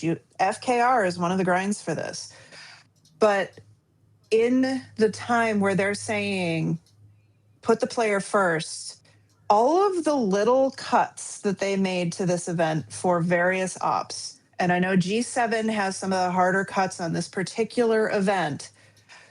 But all of the little cuts that they make is not feeling like they put the player first. And not feeling like this is something that a lot of people want to engage in. Because how many of the open armadas do you plan on doing? Me? Zero. But that you good have news is, you good have news the is I don't have to do it. directives for them. You have the directives for them. I know you do. So you could stick a ship out there for 15 minutes. People will fill it. And you could have that task done. And you are choosing not to. Well, I'm going to remind you, Jamabi, you say Cam is working on it, and he has said that not everything we do players are going to love, because we're trying to preserve economy. He has talked about economy since the day he's arrived. All right. But he's also agreed that officer sourcing with 1,500 cap is crazy town. Has he not? He has. He has. So that's why Griffin is going crazy about this model, because here's a director of everything trying to fix economy for good, for better or for worse from the perspective of the player. But this is one area where we need more help. What is the value of 25 epic officer shards, though, Griffin? We've done this before. Well, I mean, why is 25 epic officer shards not worth an SMS for a week? 25 epic what's the value of it? That's $125 in cash is what you're saying, right? $5 a shard? I would say $100. All right, that's a $100 reward that they call it a $100 reward. That's the way they've always done it. But 25 epic shards for an SMS for basically doing your dailies. A little bit more than your dailies. Doing a little more than your dailies. All right. Yeah, but what I'm saying is 25 shards is okay, but then, but I need 1,500 of them. Maybe it should be 75 instead of 25. Okay. You know, if they had guaranteed the officer pull, and now you Chris, get one officer pull. No, sorry, I didn't mean to interrupt. You were going to the same place Chris was. Sorry, my fault. Go ahead. No, it's okay. I'm done. Yeah, you were saying the same thing. Chris says 25 guaranteed shards, RNG shards, a lot less. I mean, it's only a pool of 3. It is 25 shards, but I could use all 3 of these officers. That's why this bundle, for me, is the 100% no-brainer. I want data. So if I'm going to get 25 officer shards, at least according to the math, then that's probably mathematically at least 7 or 8 data shards. That's worth it to me. All right? And that's worth it to me. Also, now, different generations do have different officers. And so, yes, the view that we have currently is just G7. But it's not seen just the G7. other officers as It's not just G7, because you've got 3 bundles, each with 3 officers that vary by grade. So everybody... That's what I just said. We all talk about dilution of pools.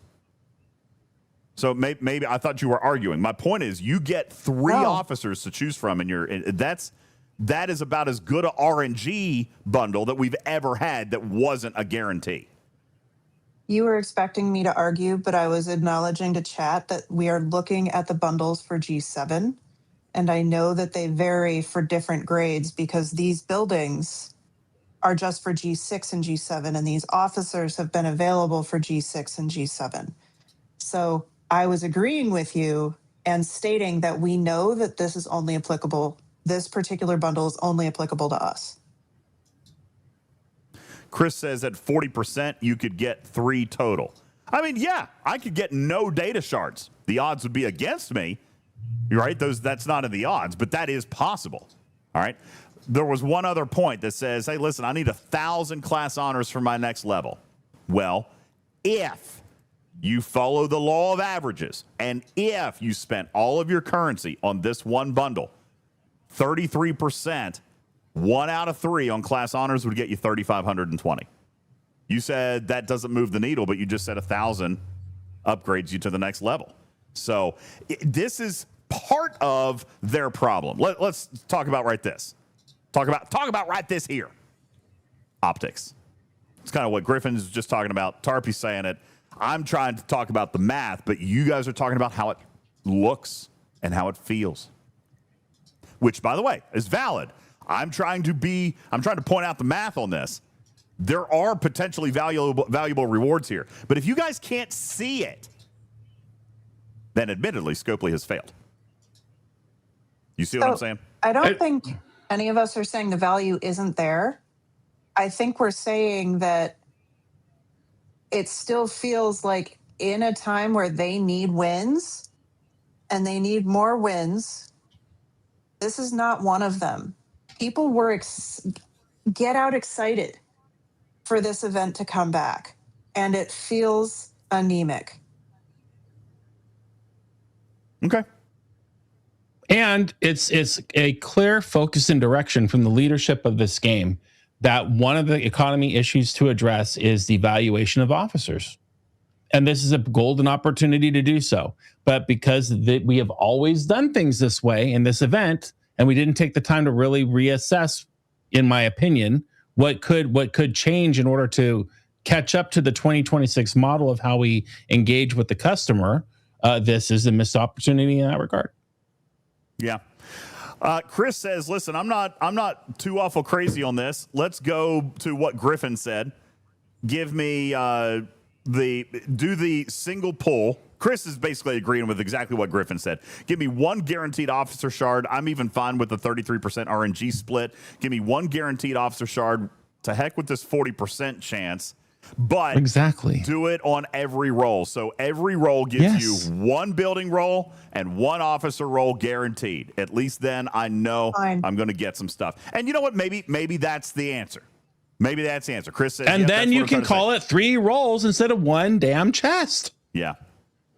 Yeah, because and you're right. Then the optics looks better. I agree with that. It's how many people, just a normal human being that is just reading this chest, how are they going to understand that too? Because they're not. They don't look. Exactly. So the way they phrase it just is not helping them make it clear what you're getting for the work that you're putting in. And as much as I'm still saying it is doing your dailies and doing events that are going to help you, we all need more of the training drone stuff. Great. Or we all need more aggregation hostiles. Great. Or we all need more swarm hostiles. Great. But reading the chance polls on this is not straightforward for the average human reading this chest. Yikes. I mean, I fundamentally disagree with that. We begged for years and years and years for an information button with the odds. We've got it. They are very explicit. It doesn't mean they can't be better. It's very explicit. I mean, how is this not able to be understood? Each redeem gives you 3 rolls. It's because it's hidden and it's inconsistent information. That's why. Just give me a button that tells me how many times I'm going to get a chance of getting stuff. Okay. That one chest at the bottom, this nomenclature is 7-8 years old ideology that can be improved. It's very simple. Stop hiding rolls within chests. Show people on the splash screen where they're looking what they're actually getting for their hard-earned time / money / whatever in the game. That's all I'm saying. The info button is great. It doesn't work half the time. We all know it. Just put the rolls instead of the chest at the bottom and make the value proposition happen right there as you're doing business, as you're transacting. Tell me what I'm getting for what I am giving. Period. Do you think this event should pay 160 epic officer shards in a week? No, but it should pay 75 potentially. Well, then that changes the entire profit margin of the event. You can't. You mean it revalues the officer? Listen, even if you did 75, then you can't pay the same number of rolls. You can't give the same number. Like, you can't do the 3 thing at the bottom. Like, it changes everything. It changes all of it because they're giving out 3 times as more building parts as they are officers. Now, if you want the same, if you want 1 pull of building parts and 1 pull of officer parts per pull, that would be 180, not even 160. It'd be 64 times 3. Okay, so then you don't like changing 1 chest. You don't like changing 1 chest to 3 chances. Fine. How about go up top where it says class honors and put 3 chances there instead of chance? How about exotic shipment, 3 chances? How about FCM data, 40% chance? Once. Just put it up there. Okay. I still think the valuation of the officers is wrong. I still think that you should have a shot at an officer with every roll instead of a 40% chance of 1 for every roll 3 times. But whatever. The fact remains the same. Connor made that comment. How do we make it seem more attractive? It's very simple. You're hiding what's attractive in an info button that nobody clicks on. Just put it on the damn screen. Guffa says, no matter what the position of any commentator is, we're all arguing about one problem at its core, and it's officer evaluation, which I actually agree with that. Yeah, I agree with that. And they've already identified that's a problem. It's on the list of things to fix. The valuation is too great, so let's fix it. So I would like to slightly divert the conversation, if that's okay, to combining the last topic with this one. Yep, Eshtar is there. And you got it, Tarpy. Go on. You and Eshtar got this one. So, all right. Exactly, Eshtar. Great minds think alike. And what is coming back in 3.5 days, DJs? Would be Alliance tournaments. That we spent the Alliance tournaments. And so 3.5 days. They last 5 days. So that is a total of how many days? 3 + 5 is 8 days. 8. How long 8 days. is this particular Thank you. DJs can't even do that math. Okay. So, UltimatDJz. Now what? If I wanted to do the class honors task. 15 times? Or, potentially. Yes, you could do it 15 times. Or, can you go back out of this bundle and click on the one furthest to the left, I think it is? Maverick credits. The one with Mara Dalen on the front? Yep. There's okay, Maverick credits. So what's in here? Maverick credits, and aggregation smuggled studies. Those are both there. And Maverick periphery intel is there. So all 3. Is there a reputation one? That's not reputation. That's the research currency. Damn it. So number 1 streamer here. So what we have, DJs, is we have the ability to do different tasks based on all of these 3 different currencies. True. And I am not doing that again. So She's sounding like Maia again. Yeah, now, Alex, you're right. She didn't do that on purpose. You're not going to get 25,000 Maverick credits with this task, so it's not going to be a 20,000 point task, but there are smaller Maverick credit tasks, including a 6,000.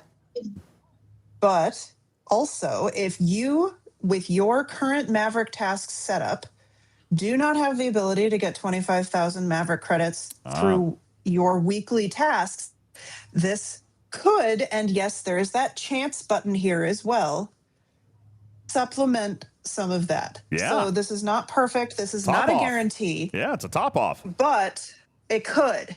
It could top off if you have RNG that likes you. So I'm not going to complain. I was getting ready to say, did we just actually enhance the value of Makala's Crucible by tying it into ATs? No. Oh, okay. Because I don't know why if they were run separately, which normally ATs would not have the Makala Crucible running coinciding with it, we should not consider them generally conflated. Generally, no. This time, sure. Sure. When was the last time we had Makala's Crucible? July of last year. Okay, so there's not exactly a precedent set here.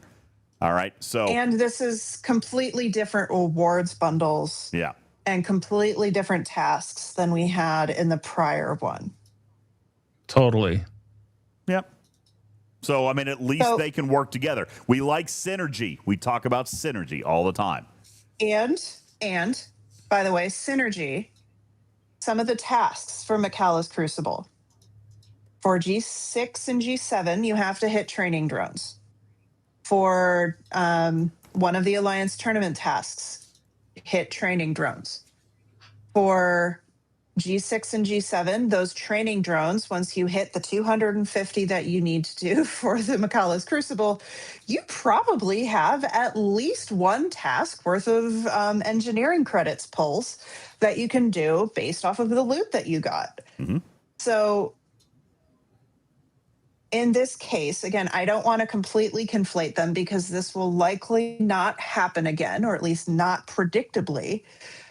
But in this case, if you are a looking ahead, forward-looking player, you can say, I'm going to do this Makala's Crucible task on the same day that I can also do a hit training drones task, and I'm going to get synergy there. Because you have to do the training drones, probably, and you can also do an Alliance tournament task for hitting training drones.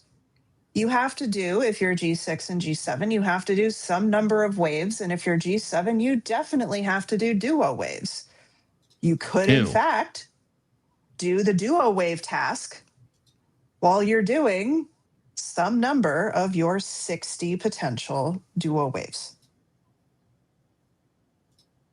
So let's talk about the overlap here. Okay. Some questions are being asked in chat. Remember, it's 5 days worth of events, but it actually has a 7-day timer. All right. So Makala. And it depends on when you started. Yeah, it depends on when you started. So I started the same day, but many hours later. I right now have almost an even 5 days from today, which is Thursday. So that's going to give me Friday night, Saturday night, Sunday night, Monday night, and Tuesday night. And our Alliance tournaments are actually starting on Monday morning. So I'm going to have approximately 36 hours of overlap. Most of you should have between 30 and 48 hours of overlap. I think that's the most that you could probably have. So it's still enough. Yeah, you can work it. You can work it. Yeah. And one of the things that I wanted to say during the other tournament kind of conversation is a lot of the people who listen to these podcasts, a lot of the people who are in this audience right now, we are all the min-maxers. And one of the things that I'm trying to do for myself, and it is a process, is to look at the tasks that are available and say, I have about 5 minutes.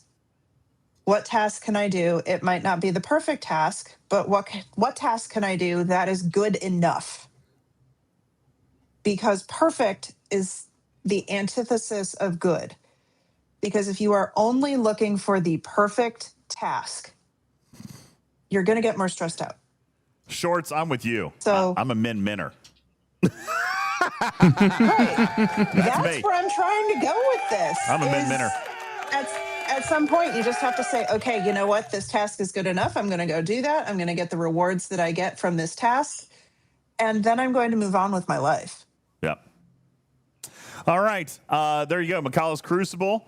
The good, bad, and ugly right there. Maybe I had a good night's sleep last night, Griffin, but I feel like I have been the least critical one in the room today, and that surprises me. Usually, I am generally positive, but you're usually way more positive than me.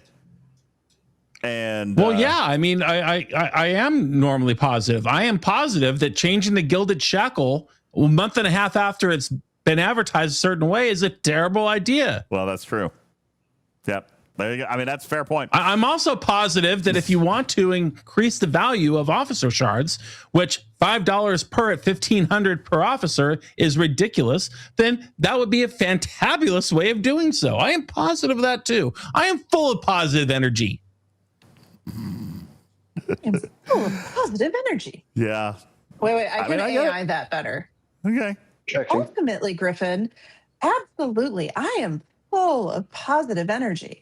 Benny Hill Get says, eviscerated, Maia. Benny Hill says, DJs, Love you you were salty enough on Tuesday. You had to find your peace. There you go. Hey, Quazel, I'm having a very positive day. Hey, Quazel. These people are bringing me down, man. All right. Two other things that I wanted to talk about very quickly. Please. Two other things. You? Yes, quickly, because we're at our time. It's time to go. Yes, the Galactic Anomalies launched a little bit delayed today. They are up. They've amplified the points to give everybody a chance to kind of go in and have a little bit of fun with that. Not wildly unexpected, since it was a brand new anomaly that was not running through the traditional space, but it is the assimilated one that's in the Board Conqueror sphere and that area of space. So opportunity there. Just as a reminder, it's on the calendar for you to go and get some extra damage against your Board Conquerors. I'm probably going to run a couple of Board Conqueror armadas if I'm able to pull that off, although I probably should save them for Alliance tournaments. So there's that's going on. And Do it Monday. What's that? Do it Monday. Yeah, I when probably they both will overlap. Yep, I'll probably try to do it Monday. So, yeah, but it won't overlap with the Galactic Anomaly. So there is that. But the other thing that Tarpy wanted to just draw attention to, and it hasn't been changed yet, which, listen, if we are going to be grumpy about everything else tonight, then we could be positive about potentially this one piece of very strong feedback that we saw this past month, Griffin. That is the Territory Capture Pass has relaunched as of today. And if you take a look, a lot of the value still remains in the bottom track, along with that beautiful, beautiful 4,200 worth of Vanguard prisms at the end of the paid track. Here's the difference this month. And again, this is where people are going to say, oh, yeah, talking to the whales. Except they cut the price by 60%. What? They cut the price by 60%. Last month, this pass was $50. And at least as of now, and nobody has said anything otherwise, this pass is only $20. I got to go buy that twice before they change their mind. Yeah, it's right here. And don't do that. I'm going to buy it. And it has the same number of armadas in it. It has, I think, 20, or I need to look again, 40 officer shards for last month's officers. And of course, I have like 6 event rewards pop up before I can actually click on the thing. That was mine. Yeah. Okay. I bought mine hours ago. Yep. It has building parts. It has, I don't remember how many chronometric particles were in any of the $50 3-month passes before, but buying one, that is really loud. That was a loud one. It had to be louder than mine. So buying one of these $20 passes has gotten me basically finished with the rest of that tree. So yeah, there's a lot of good here. And last month, that was a big piece of feedback, was that, hey, $50 felt like it was pretty crazy. So here you go. And the rewards are largely the same, especially with the payoff at the end there, the Vanguard Prism. So, yeah, this is roughly 60% off. It is a $19 pack this month, and the Battle Pass contents have not really changed to any certain degree. So that is a significant change that players did ask for last month. Tony Pie says that's only $20. Yeah, it's only $20. And here's the other thing. It wasn't that the last pass wasn't worth $50, because I did the math to show you that it absolutely was. It was worth $50. But players' complaints came from the fact that there was a 30-ish day battle pass for $20, and then there was a 30-ish day territory pass that was $50. And so that difference just was weird. The sticking point. Yeah, it felt weird. And they responded to that and said, hey, listen, we put the value in there.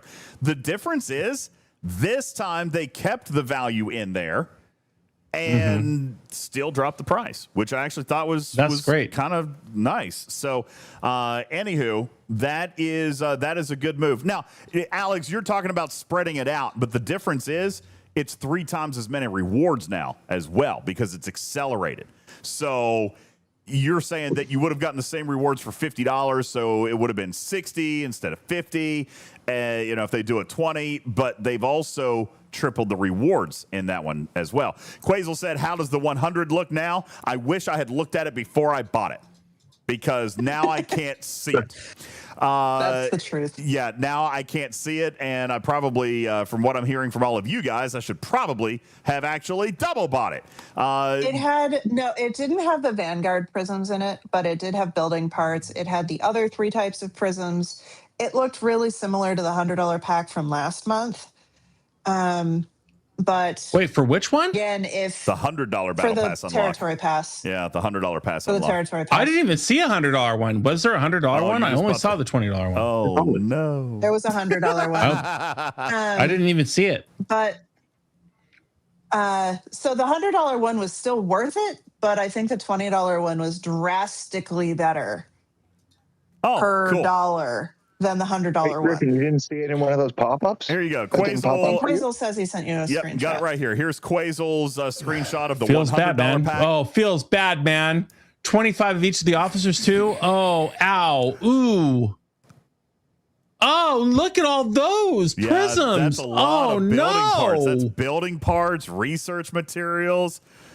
Oh, wow. So for the population that would already buy a $100 pack, that's pretty good. For the population that would not buy a $50 pack but would buy a $20 pack, I think the choice they made was also very wise. This is a good move. And you know what? I like this. I like this idea. Killer Cujo, I want an $80 upgrade pack. I want an $80 upgrade pack immediately. Give me an $80 upgrade pack, please. I'll spend $80 just to get what's in this pack. I even looked for that, and I did not see it there. I didn't see it right. Now here's what's yeah. Look at Guffa down at the bottom. I agree, Guffa. Oh damn! Wait. So funny. No, they should do that. That's brilliant. They do it put for a the $100 price tag on it.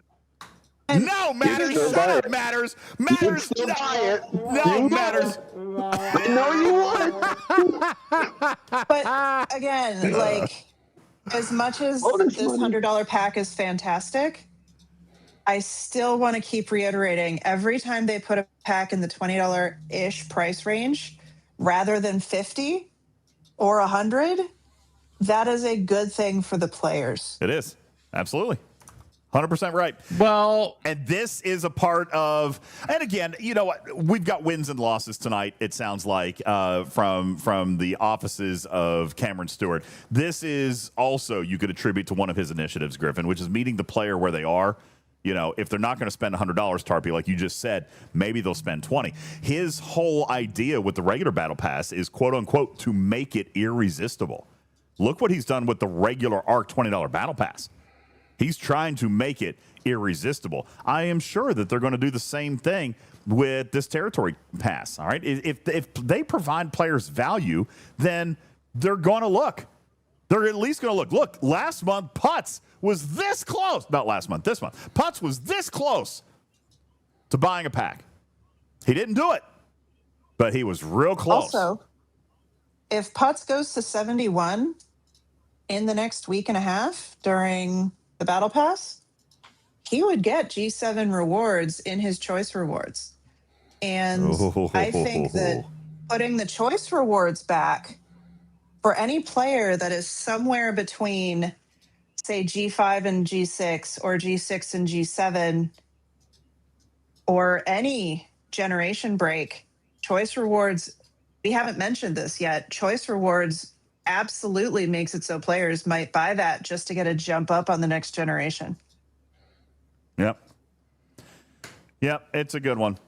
Well, I am sick to my stomach. he needs the $80 upgrade pack. That's so funny. $100.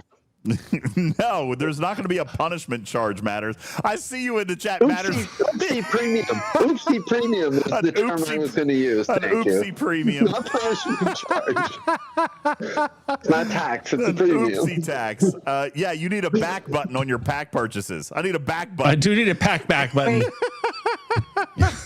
a backpack button? No, it's a backpack button. Backpack button.